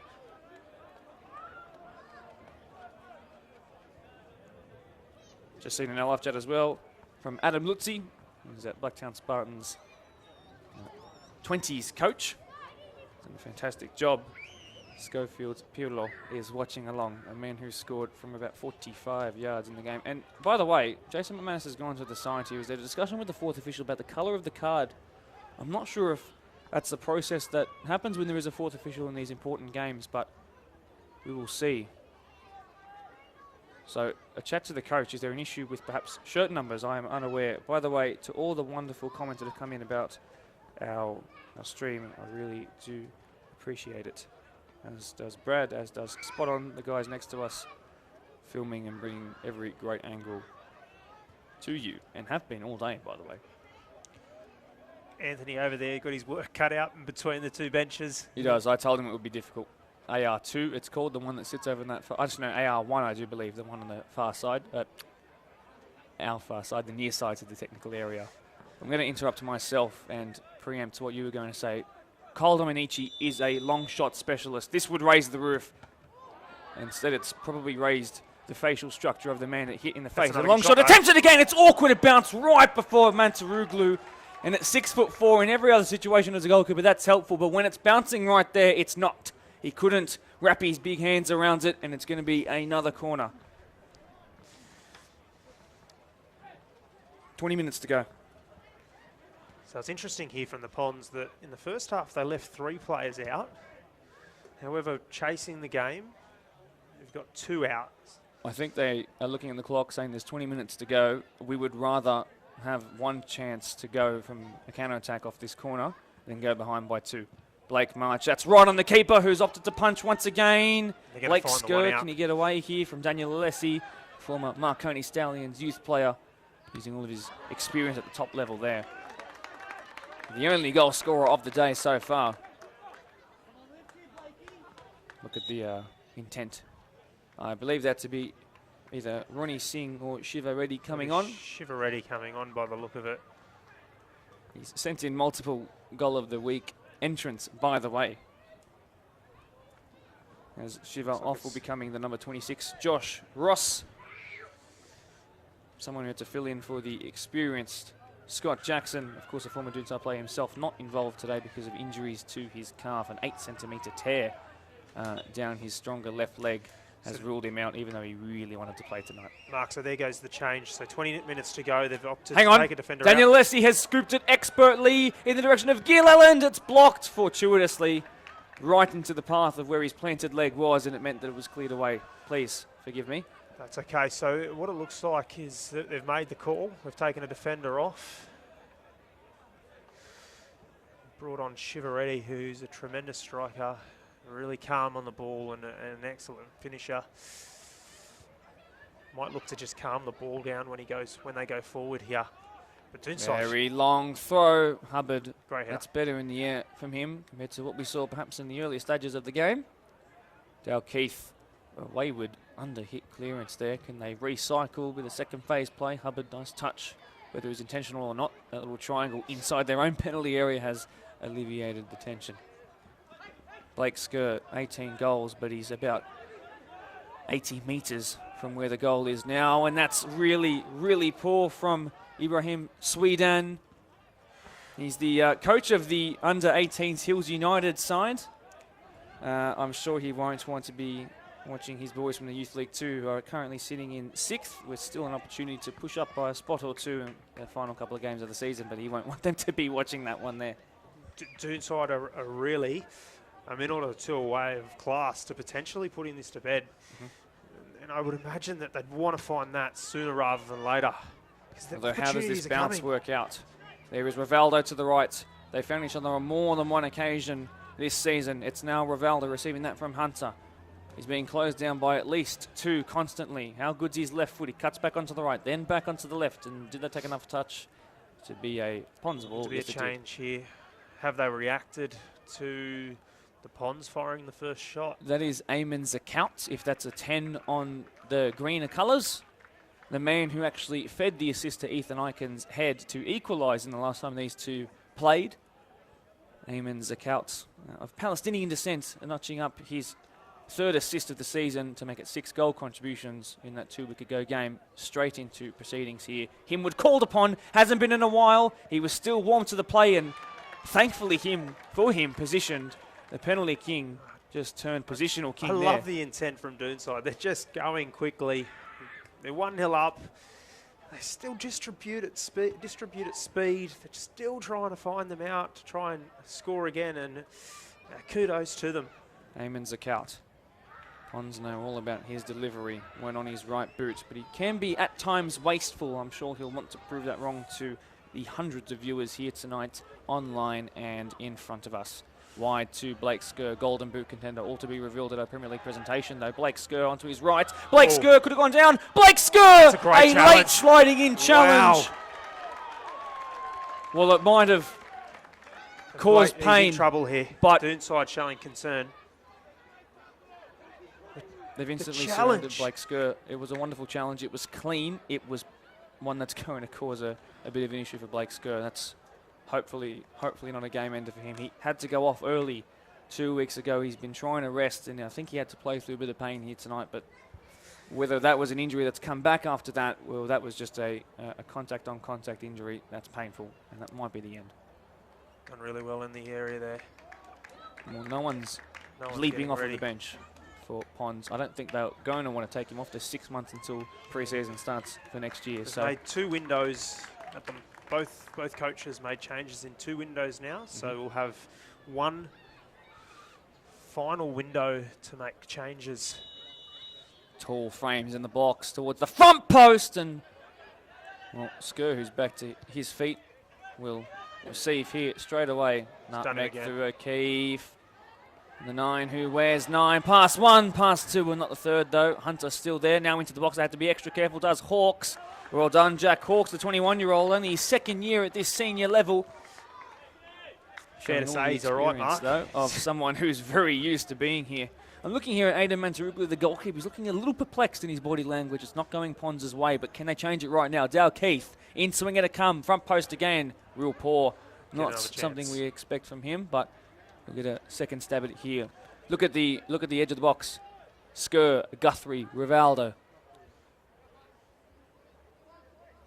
This time, more of a looping approach, still towards the front post, asking a lot of the keeper, who could only stab his hands at it, and then a scuffed clearance invites a bit more pressure on. Thoughts?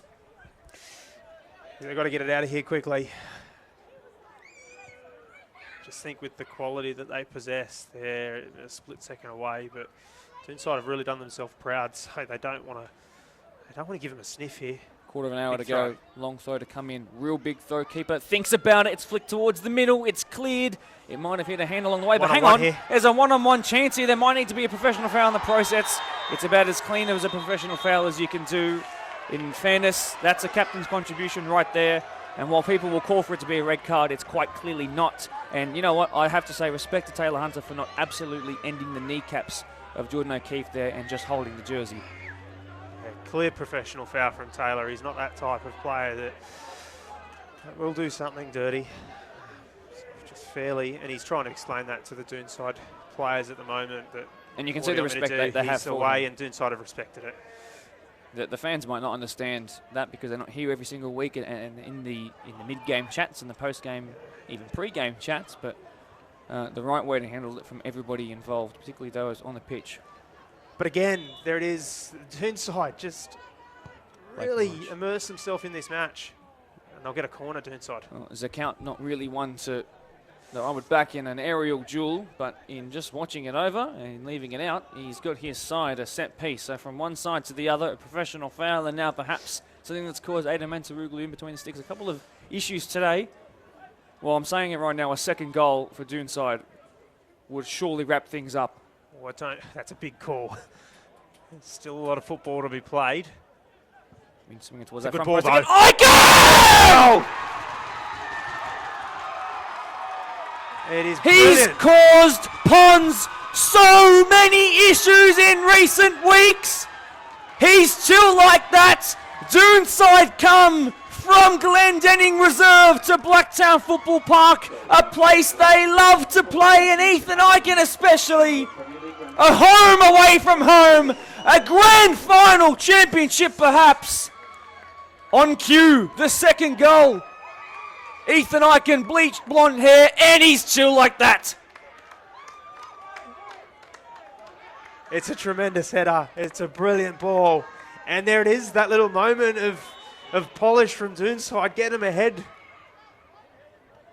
They'll be very tough to break down. Assist, goal, chances, dribbling moments that we can look back on and add to a highlight reel. Ethan Eichen, I'll tell you right now, from a personal level, he had a really difficult start to the season in terms of off the pitch, and he was trying to get back to his best. He then went into a bit of a goal-scoring slump, and he didn't get back a goal to his name until a game against Rivo, by the way, which we covered Doonside, in which they beat them 3-1 away from home. This was at the very, very start of the season. This feels like the start of the season. He scored in the reserve grade, then went to work afterwards, and since then, I promise you, it feels like he's got at least a goal and a half contribution on average, if you do the maths, by the way. He's at least scored or assisted in every single game since then. He's been a first-grade regular. The 14 on his back, the bleached blonde hair makes him unmissable. And tonight, this fixture has his name all over it. He's at the moment probably front runner and man of the match. It's a big call, but he's probably front runner at the moment. He's been brilliant. I just think that we watch that tape back, and it's a tremendous header. He dices the front post defender, goalkeeper, gets up. Oh, space. If they play it quickly, that's the count running central and kind of halting his own team's momentum and then giving it away. That's going to cause Glenn Zwerab all kinds of issues. They'll be pulling his hair out. The man who's taken the reins of this great squad. You know, he's his son, of course, a 15-year servant of Doonside now. The name's Zwerab, synonymous across 3 generations now, and perhaps the first time that Jaden Zverev at age 24, the captain, one of the youngest in the Deploy Premier League, well, he's going to have his first championship to his name if it stays like this. Hunter and co from Pons trying to change things. Here is the run of Dale Keith, so commonly seen, so high up the pitch. He's given it away though. Tom Guthrie. They need his brilliance right now from this ball into the box. Shiva ready on the turn. And unfortunately, Rivaldo out wide, wasn't ready for it. Blake March then just bounces past his own, seems to be his own man putting pressure on him, and yellow. Free kick. This could be another yellow here. You can see Casper the Friendly Ghost next to Ibrahim Swedan just took an absolute knockout blow to the head. Ibrahim Swedan, a legend. Clear foul. For many reasons in the grand finals in the Deploy Premier League one. The former St Pat's man. This will be the last changes. Third window going to be used for the Ponds. Centre back coming off. Shannon Cullen. Shannon Cullen, the person who actually opened the scoring for the Deploy Premier League 1 live streams this year. And by the way, I'll tell you what, he might not be able to do it now, but when he got here, he scored the only goal in a 1-0 win over Quakers Hill Juniors, the guys whose reserve grade side won their grand final tonight over Marion. But you know what? He scored the goal, and you know what we spoke about in the pre-game? He just, the week before, hit, I'm going to stop myself here because I keep rising, he just hit a 140-kilo max bench, by the way, then came here to score, and now he has a goal with my annoying voice over it saying that he has a 140-kilo max bench. So Shannon Cullen on here needs to use some of that determination, but straight into it, and he might have a yellow card as well. That's probably in the conversation. Now, this is the final change for Doonside as well. O'Keefe coming off. He doesn't know it yet. 3 windows done. This will be the 11 to finish the match in regulation. Jordan O'Keefe, who has not had his best game in terms of complete involvement, but he's caused the keeper and the tallest of defenders from Pons all the issues in the world. And as he departs with 8 minutes of regular time to go, the man who's going to end his season with 10 goals and 8 assists, despite the injury concerns, only really making his way back to full fitness the week before, or the penultimate week of the regular season, he's been awesome. I think he's still been found. I think that a bit harsh on him there in terms of involvement. I think he's been pretty good. I think he considers, from my conversations with him, I should reiterate, his conversations with him is a game that goes without a goal to his name is one that he sees as one where we could have done better. But I think in terms of the ability to draw away defenders because he is so physically dominating is one that he will never go a game without doing. This is Hossam Ali, by the way, in the 25 jersey, who's coming. He's a very tricky winger, is constantly brought on in the latter stages of the game, a frequent for the reserve grade side for Doonside. And he very regularly comes on and just helps them hold out the game by running into corners and being too tricky to take the ball off of. That long ball at the top, Jake Taylor rising but not getting there. It doesn't matter because Hinwood is. This will be a real test, as we see the goalkeeper. Nice cheeky little step over there before picking it up, but it'll be a really big test for Doonside here. You've spoken, Mark, about the youth and how young the back line is, for example. It'll be really interesting to see how they play out these final 7 or 8 minutes of regulation, plus you would imagine around 3 or 4 of stoppage. It'll be a true test of character. Tom Guthrie, pirouette on a dime. And a ball fed through towards Rivaldo. That's something we've said many, many times. But the captain of Doonside. You know what? I think about it, and if Jaden Zverev wants to play for Doonside at age 24 now, but considering the pace he's already got, even when 10% of that pace does go one day, when age does eventually come around, which is a long time away, he will still be one of the quickest players out there. He could be the captain of this Premier League side for as long as he wants to. I think it's important to note his work off the ball. You don't see it in the camera. Well, speaking about work off the ball, think about the work on the ball by Icon, who just sort of runs straight into... clutching the knee, Mark. There. That's something that's caused the end of his night a couple of times in the match of the round games. If the play hadn't been stopped, Mantaruglu would have been picked up for handling outside of the box, but instead he's given a yellow card because of the talk he's given to the referee there. There are a couple of people that I suspect are Pons supporters who are starting to head towards what I'm going to call the exit doors, the exit gates in reality. looking out before the final whistle. That's like leaving your wingman in Top Gun. That's a thing I haven't seen in a while. There's still time, but apparently it's a trend that is causing influence. It's going viral all over Blacktown Football Park now. People are heading towards the door. I can promise you the parking is not so bad at this time that you won't be able to get out for hours and hours. Do they think it's done, Mark? I think so. Do they think that's it? 5 to go of regulation. Again, you would imagine. You'd imagine 3 or 4 on the clock. So call it 7 or 8. Following 16 league games, by the way, in which Doonside got 11 wins, it's 1 less than Ponds, and hence the 3-point gap between them, 38 to 35 after those 16 league games. They conceded 23 goals in that time, scored 46, 1 less scored than their rivals tonight, but a whole lot more conceded. In fact, to be specific, 7 more conceded. But they are very good when they do shut up shop. A lot of those came in a 5-0 loss to Quakers Juniors, who they beat in the first round of the final series for them. Take that away and it would be just about even. But since then, you know, the run-in they've had to the finals, they had won 8 games of their last 8. This being a 10th game now, though. If they go on to win this, it'll be 9 wins from their last 10. Only the 1 loss to this Pond side in the grand final qualifier a fortnight ago. Ibrahim Sweden. They're finding a second win here, Mark Doonside. That press to clear the lines was done with intent, was done quickly, was done effectively. Shiva ready wide, that's better, but it didn't even find Rivaldo in. Look how deep, by the way, that. And there's a bit of push and shove here again. Big push and shove. Now we're all here. coming into Hopefully it. It's not a good look. It's been a good game. Referees in straight away to stop things. I can see Jamison Himwood coming in to calm things down. That's wonderful. But look, in the end, no one's been hurt there. No one's been hit significantly. So let's talk about it without getting into We just in need trouble. to be smart here, Mark. This is grand final. Well, what I want to say is this is there are people who are like I said, there is employment on the line here. There are people who put their pride into this. It's going to start up again. And I'm really hoping that it calms down, because I can see why it can cause frustration. They've just got to separate here. Jason McManus handling it really well. Yeah, really great job to just clear it out. But you got 8 or 9 players in there that are on yellows. If you're the Ponds, you don't want to go down to 10. You're chasing a game.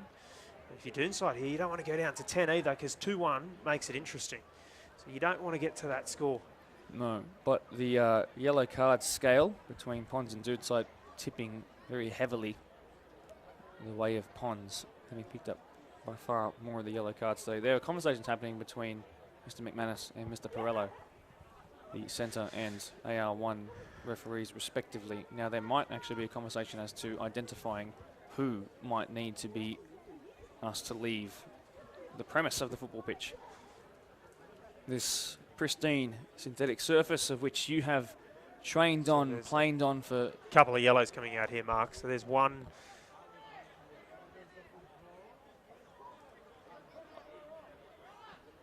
I'm just waiting in awe to see what's going to happen. So into the book is that one's Shiva ready. So that I'm assuming that the foul will go against the Ponds here. I saw Rivaldo coming in quite heavily with a big push with the Doonside player who happened to still be on the ground. So I'm wondering if he might be cautioned as well. He's not on an official caution, a yellow card I should call it. So he will escape a dismissal unless the option is straight red. But we're actually now... It's the drama of football here now, because what will happen is that stoppage time will increase. And that's where... We're into the last 60 seconds of and it looks like this might be... He's coming over, and it looks like it'll go to Rivaldo. And look, I can see one of his teammates telling him not to react to this because he's quite hot-headed at the moment. It's going to be, okay, just a yellow card. I'm sure that was pointed into the direction of Rivaldo. Yep. And I think he's going to the guy. He's off. And he's just pushed his teammate. He's not happy. He's captain, not just teammate. He's captain Hunter. It's gone from pretty bad to far worse in the space of a minute and a half here at Blacktown Football Park. Ponds, the 2019 champions, they had that taken off them in the coolest of circumstances, but fair, of course, by Mariong. They had a year to wait, of course, because of external factors, and now finally back here, so deserving as the minor premiers. An 89th minute red card, call it a 90th minute red card, might just solidify things here. I know that they're going to be added on time, but losing a key player, losing any player, it's a recipe for disaster. We haven't got the stats here, Mark, but I'm not sure if that was his second yellow, because it seemed as though he had delivered a yellow to him and then pulled Yes. the red out. I think that was the intention, so that when you see it on camera, you can see he turns intently and turns back in order to give a second yellow. So I would have to agree with the prediction there.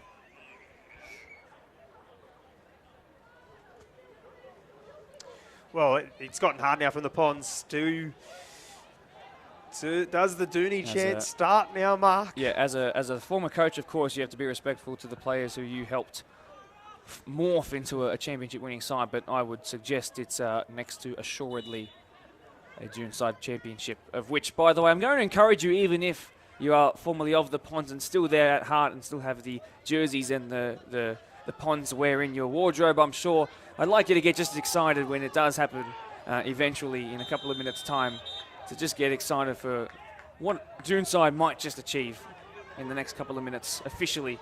The Graham Whitehouse Memorial Cup is on offer. That's the winner of the Deploy Premier League 1. It goes to them. And Pond's trying to hurry things up, but with the numerical disadvantage, it's difficult. This will be the fourth window change, Mark, so It's all allowed.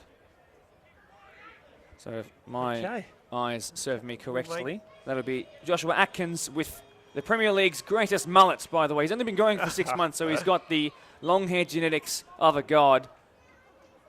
And Joshua Atkins... There's a bit of push and shove here again in the back play. As a reminder, at the conclusion of the Premier League Grand Final, spectators are not permitted to enter the field of play. You don't want the red card to take away what's been a wonderful football match from what Doonside have done today, because they've been tremendous. Again, intent to get out. Cleared by It's been really good. Been really good, Mark. They've had a clear plan. They've had a clear idea of how they want to press. They've got a clear idea how they want to sit into a block. And I think they had a clear plan of how they wanted to score their goals. So all eyes on the they're referee, gonna but break all again eyes here. on Dominici and the man who's been involved directly in both goals. He might try it from distance and miss hit, but he won't mind. But he might have just ended his season there with an awkward landing and I'm sure a cramp after 21 games in the finals. We've got 8 minutes of stoppage time, so you can go and put on a couple of coffees if you'd like. It's more than enough time, I'll be honest.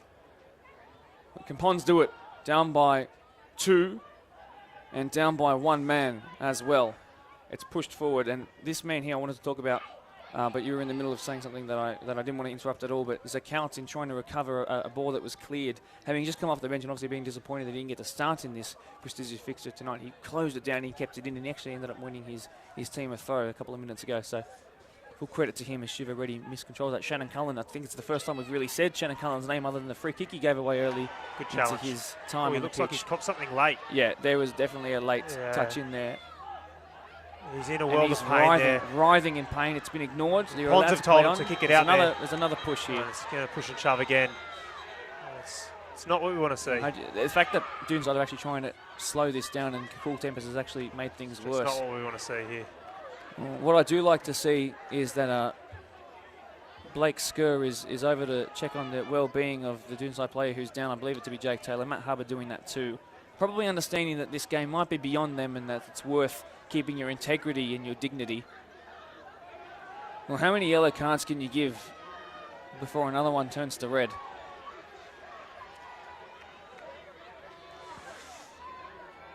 Yellow card for the goalkeeper as well for being involved, Jamison Hinwood. So far keeping a clean sheet against the team who've scored the most goals in the Deploy Premier League 1. But you could hear the screams of pain from the Doonside player who's on the floor. I haven't been able to identify him. I believe it to be Jack Hawkes, the natural right back. Yeah, I missed the challenge, if I'm honest there, Mark. I think there might have been a little trailing stud left in, that's no good. which is a show of frustration, but also a show that I don't want to see, to be perfectly honest with you. So I hope it's dealt with accordingly. For what has been such a really good game, it's really disappointing that it's turned like this. And Jason has done a really good job to manage it. The 90 and Anthony Pirello's come right across. Well, they can't come up here and check VAR. I promise you that. We I know haven't, they'll we haven't got replays up here either, No, which is but I disappointing. promise I'll go back and watch this. They both do their meticulous viewers of the match they're on, especially the ones that they Looks like they it's do. the Doonside goalkeeper is the information passed from the AR. He's already got a yellow card. A conversation with him again. Surely not another one again. Don't think he's got a yellow. No, perhaps trying to Ponce convince. goalkeeper's sitting on a yellow at the moment as the Doonside trainer leaves the field. I'm unaware of where Jason McManus is. Oh, he's going to fix the corner flag. That is keeping high standards around the ground.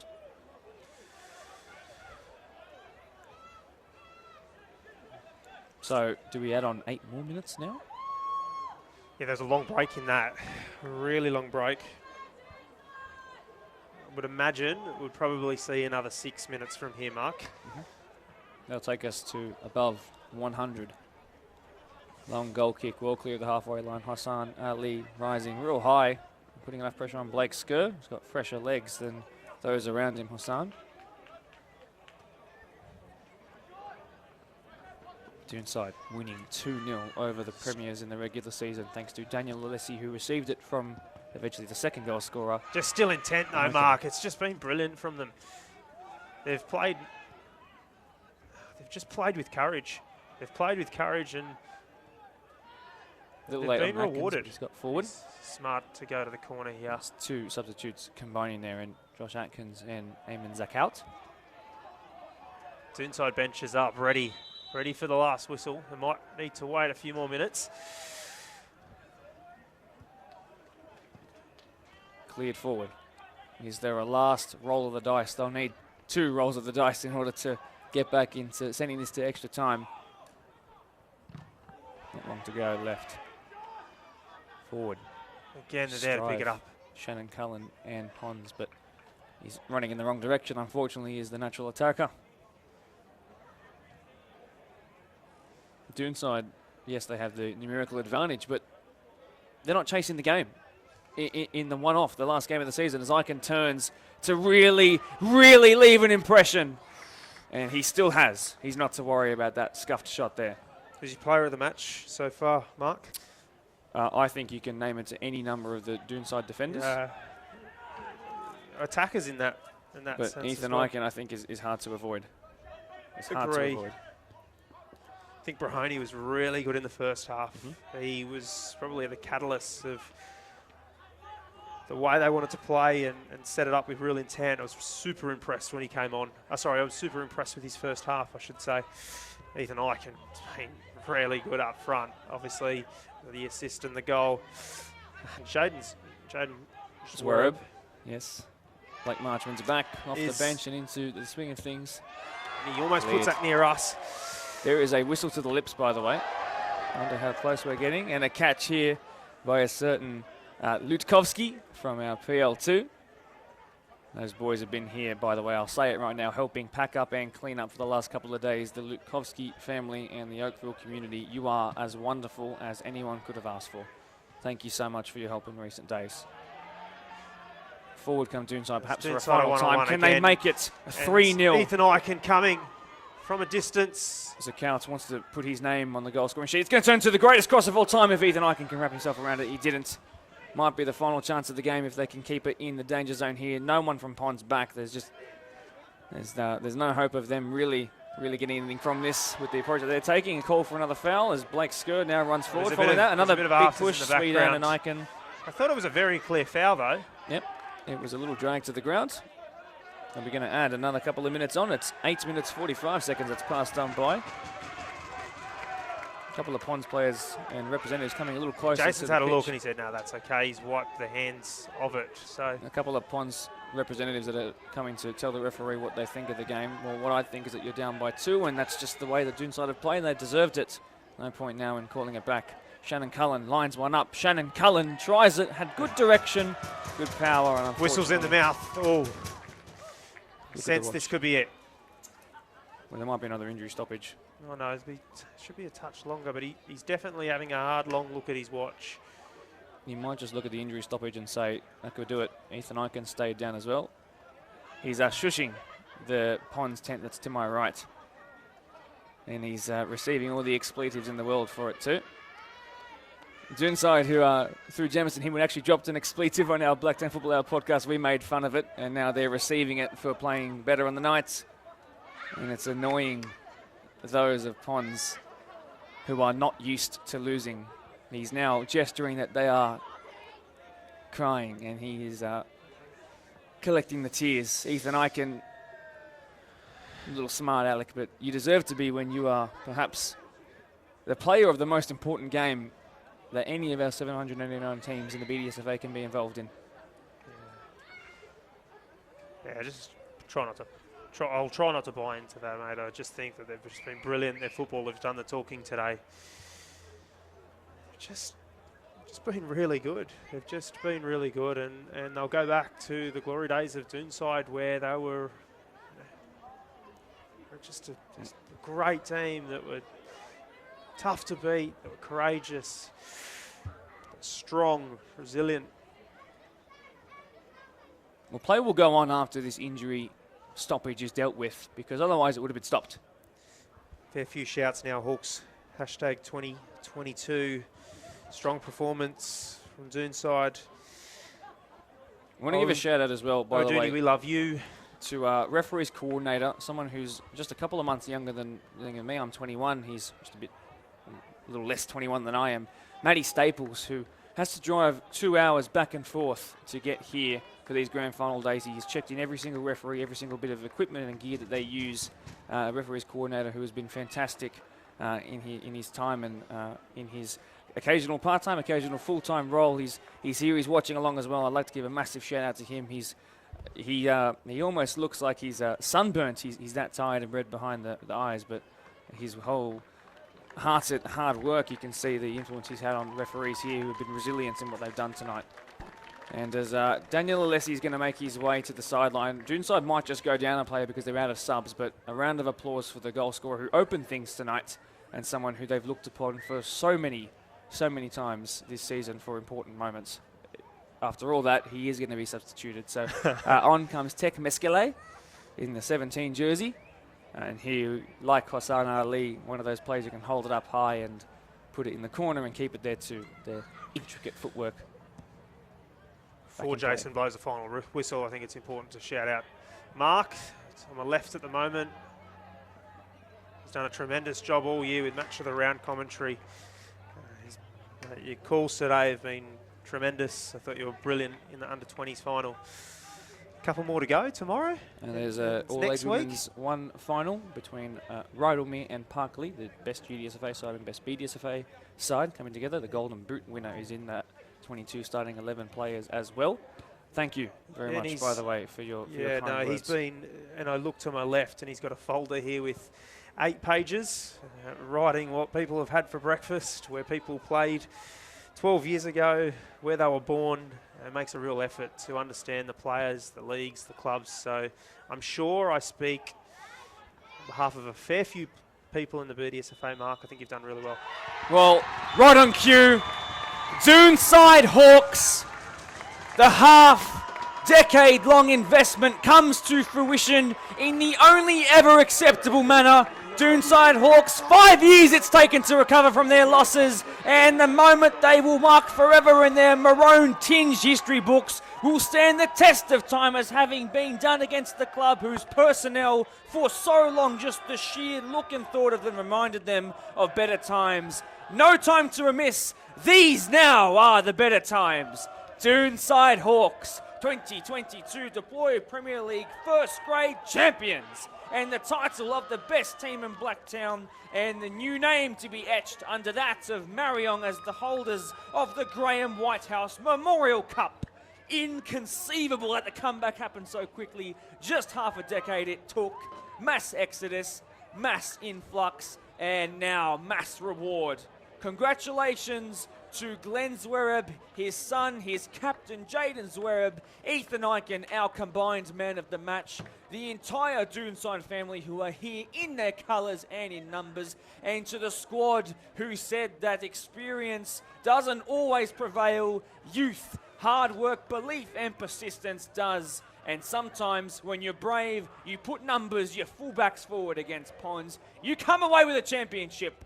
693 days after the last time this fixture was played, it's Ponds who fall to the hands of this time Doonside, who put their name up in lights, as well as those guys, each and every single one of them who have had their stars shine bright tonight. And with not a cloud in the sky, the Hawk rises to the highest point in it. Looking down on its prey, they've swooped and they found a championship. And it's going to mean oh so much to this club. Sean O'Connor recently inducted as the president. So many volunteers whose hours of unnamed, unappreciated from perhaps those not involved at Doonside, their hours now comes to fruition in the best way possible. And Brad, I know this might hurt as a former Ponds man yourself, but there is something about this story that the football gods decided at the start of the year when they brought these players in and they invested in the youth, that they said, we believe in it. I would have bought this script had I have read it 12 months ago and said, I will let any director in the world brave enough to take it on to tell this story. But Glenn Zwerb, a name synonymous now with this club, synonymous across 3 generations. His son now a premiership winner, a championship winner I should call it. What do you say to that? Yeah, first of all, here as a fan of football, and what a win from Doonside. I think they were brilliant tonight. Right, they were probably the better team of the night, and they got the spoils. Ponds had their chances early. If you remember, we called as they celebrate near their fence. It's all as you listen to the celebration, but. We said we stopped 10 minutes into the match, and we said choosing shots from this side into the other side, shots coming. Both teams good, both teams owners,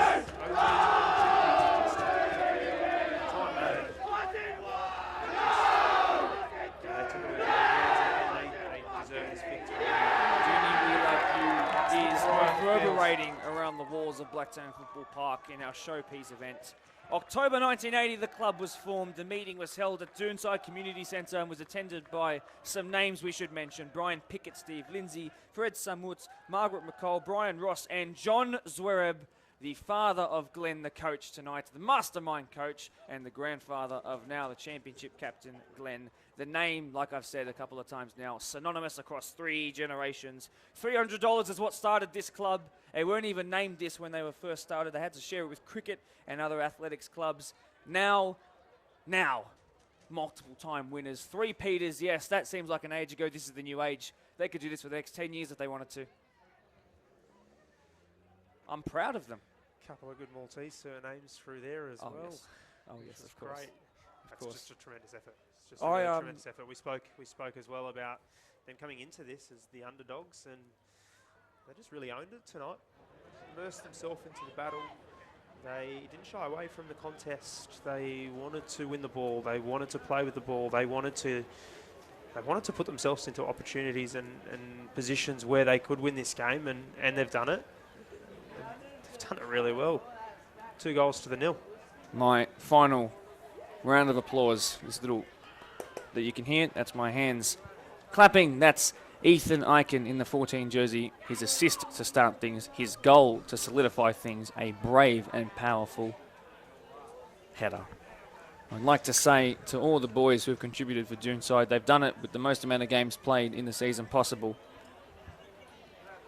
It's been incredible. And this story could go on for as many chapters as you guys are willing to do it. Clearly a strong bond in the squad. My commiserations go to Ponds, who are particularly off the pitch. Perhaps the heat of the moment got to them tonight, and that's okay because it's community, it's sport, and that's what happens. And we do things sometimes that we are not proud of, and we pick up and we go again. But all class and the intent and the winning mentality that they have is so strong, and the fact that it's annoyed them to the extent it has tonight is a reflection of the standards. And because of those standards, I promise you and to their fans watching tonight, they'll be back. And when you guys do listen to this back, I know you'll be back, and I can't wait to see what next year brings for you guys. Doonside on the night better than Ponds, and deserving of their win, and deserving of the clean sheet, and deserving of the huge applause and the huge celebrations that comes with it. My full respect goes to them.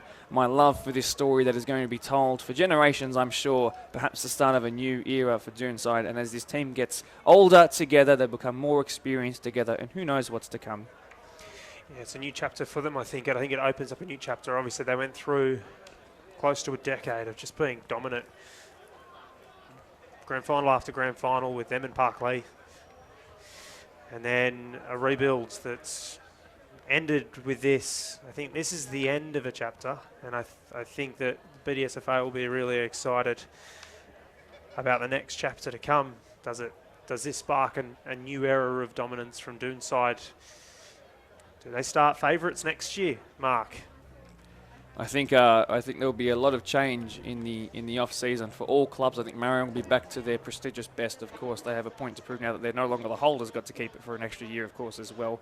As we now hear the presentations beginning down there, and we do want to go and join that. I just want to give a final shout out to the man who I hinted at but didn't say his name, Ryan Talbot, the president, and someone who was so involved, particularly in the Premier League side of Ponds, a huge club in a growing community that's just growing exponentially in terms of the excuse me, population of the area, but also the club. He was the guy who was here at 10:22 a.m. on that Thursday morning to pitch that tent. Did it all by himself, and then a shake of the hands as I offered mine, and he wouldn't let me help out. He wanted to do it on his own.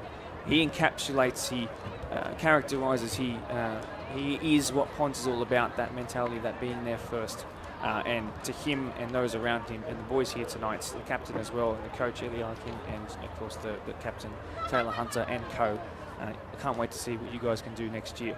Brad, I'm gonna wrap it up just because everyone's gonna go and want to watch these presentations now. But from what you said, and to our very regular Premier League viewers, I'm not sure if we'll see you for the next couple of live streams over the next couple of days. But it's been a pleasure this year to be able to complete the full season, having started being your voice of the Premier League 1 and 2, deployed Premier League 1 and 2 at the start of last year.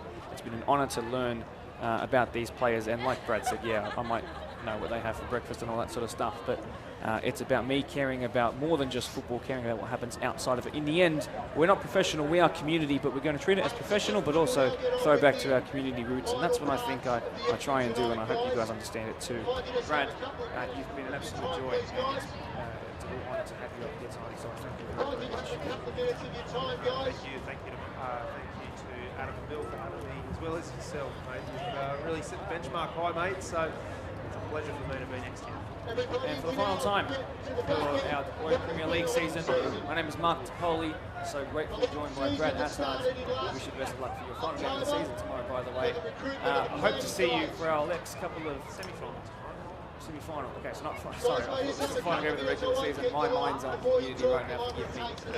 But yes, still bubbles, of course, on the bag at the final season. The Premier League fans who I went to see from next year, and Premier League players as well. Good night, guys. Knows and understanding Graham's passing the events that happen after a Premier League match. Graham White has served on the management committee of the association for 9 years.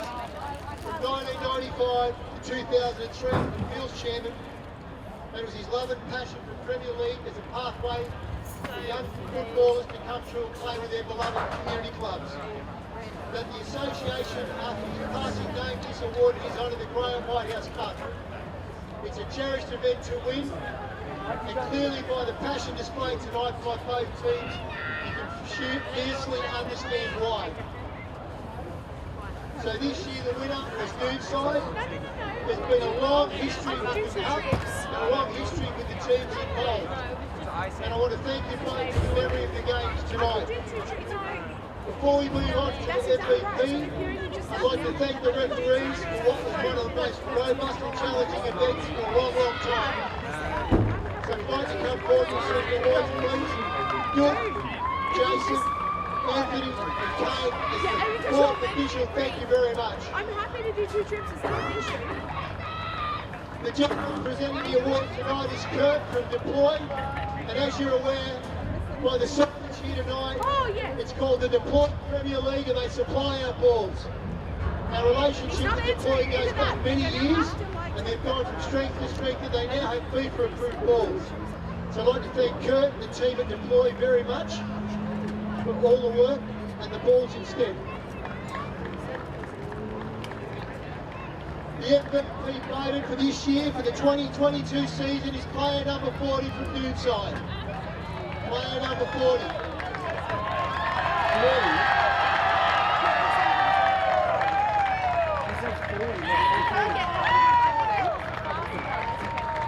14 was Jack Bay, not Trey Best. Okay.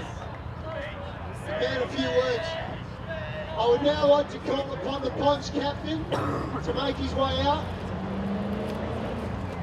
and receive the runners-up medal for 2022 and the runner-up medallion and award plaque, please.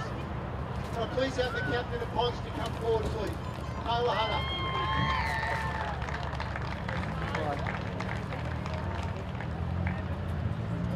Yeah, I'm sure we have a chat, Taylor, since I know you're 65 years old. Tough pill to swallow, mate.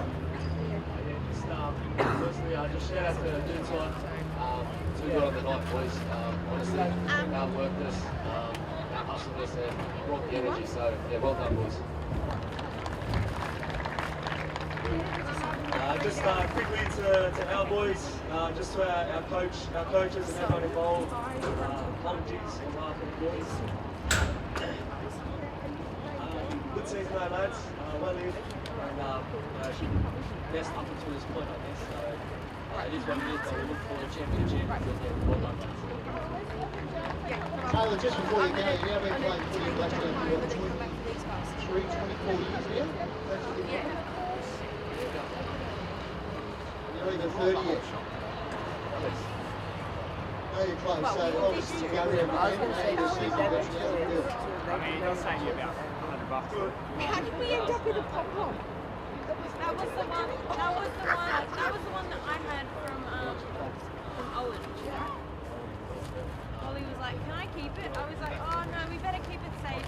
I'm going to say thank you for the memories. It's been wonderful. Ladies and gentlemen, put your hands together for Taylor Hunter, She's like, captain. I'll keep it safe. I was like, Taylor, you've got to call your team out now, mate, and announce them all out. Your job's not over yet. We'll start with the veteran, May Hubbard. I'll just rattle them off, boys. Ivy, Jez, Raji, Alright, you two walk with me because I'll take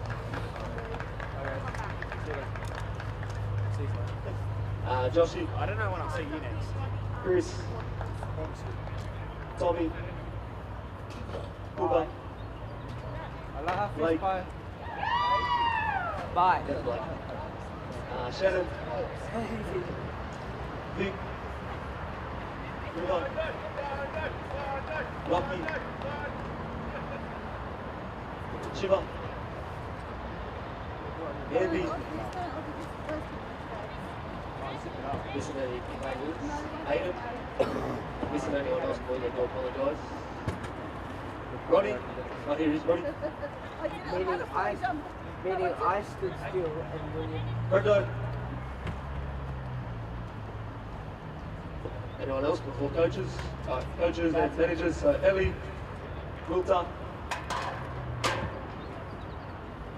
We have Thomas and also William Bullock, right behind the scenes.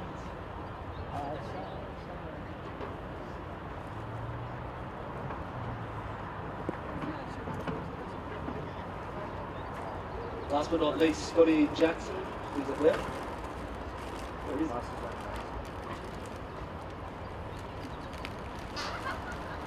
Always to say it's all loser.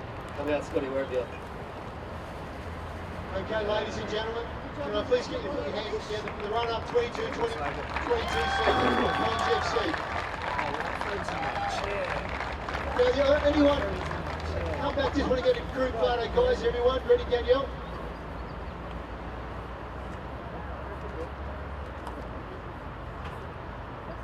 There you go, Danielle.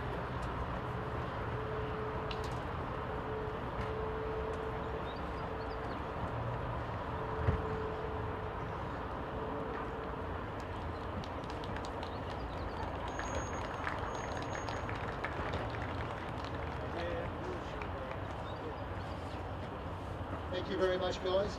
I'd now like to call upon the captain of Doonside Hawks to come out. Put your hands together. Sarah. Firstly, how you feeling now? Father and son team, a funny moment.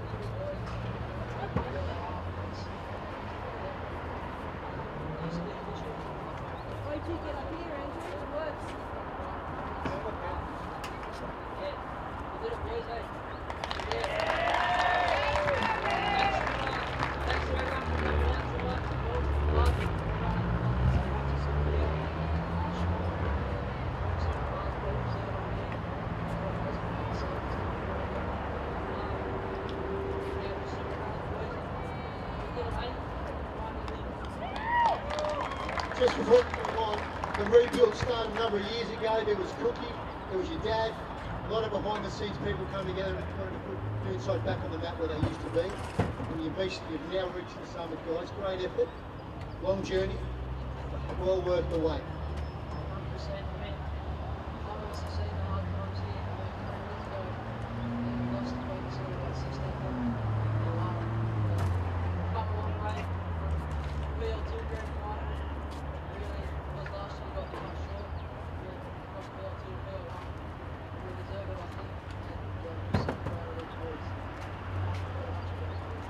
Right, without much further ado, let's bring your team out and name them off.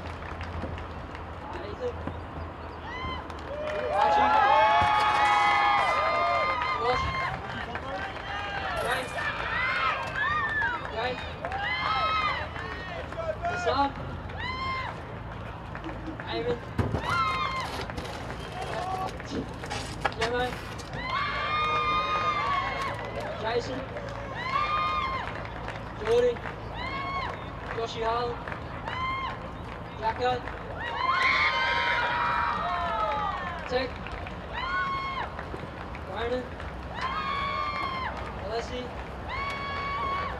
Annan, Kyle, Jakey, Bowie, Cookie, Cook. Come on, Dad.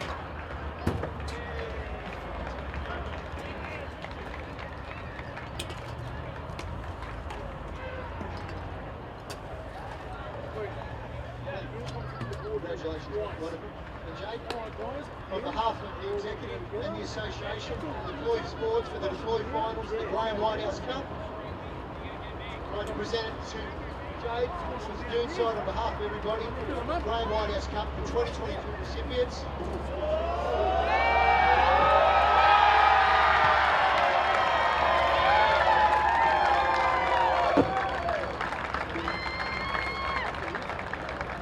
Can I get the big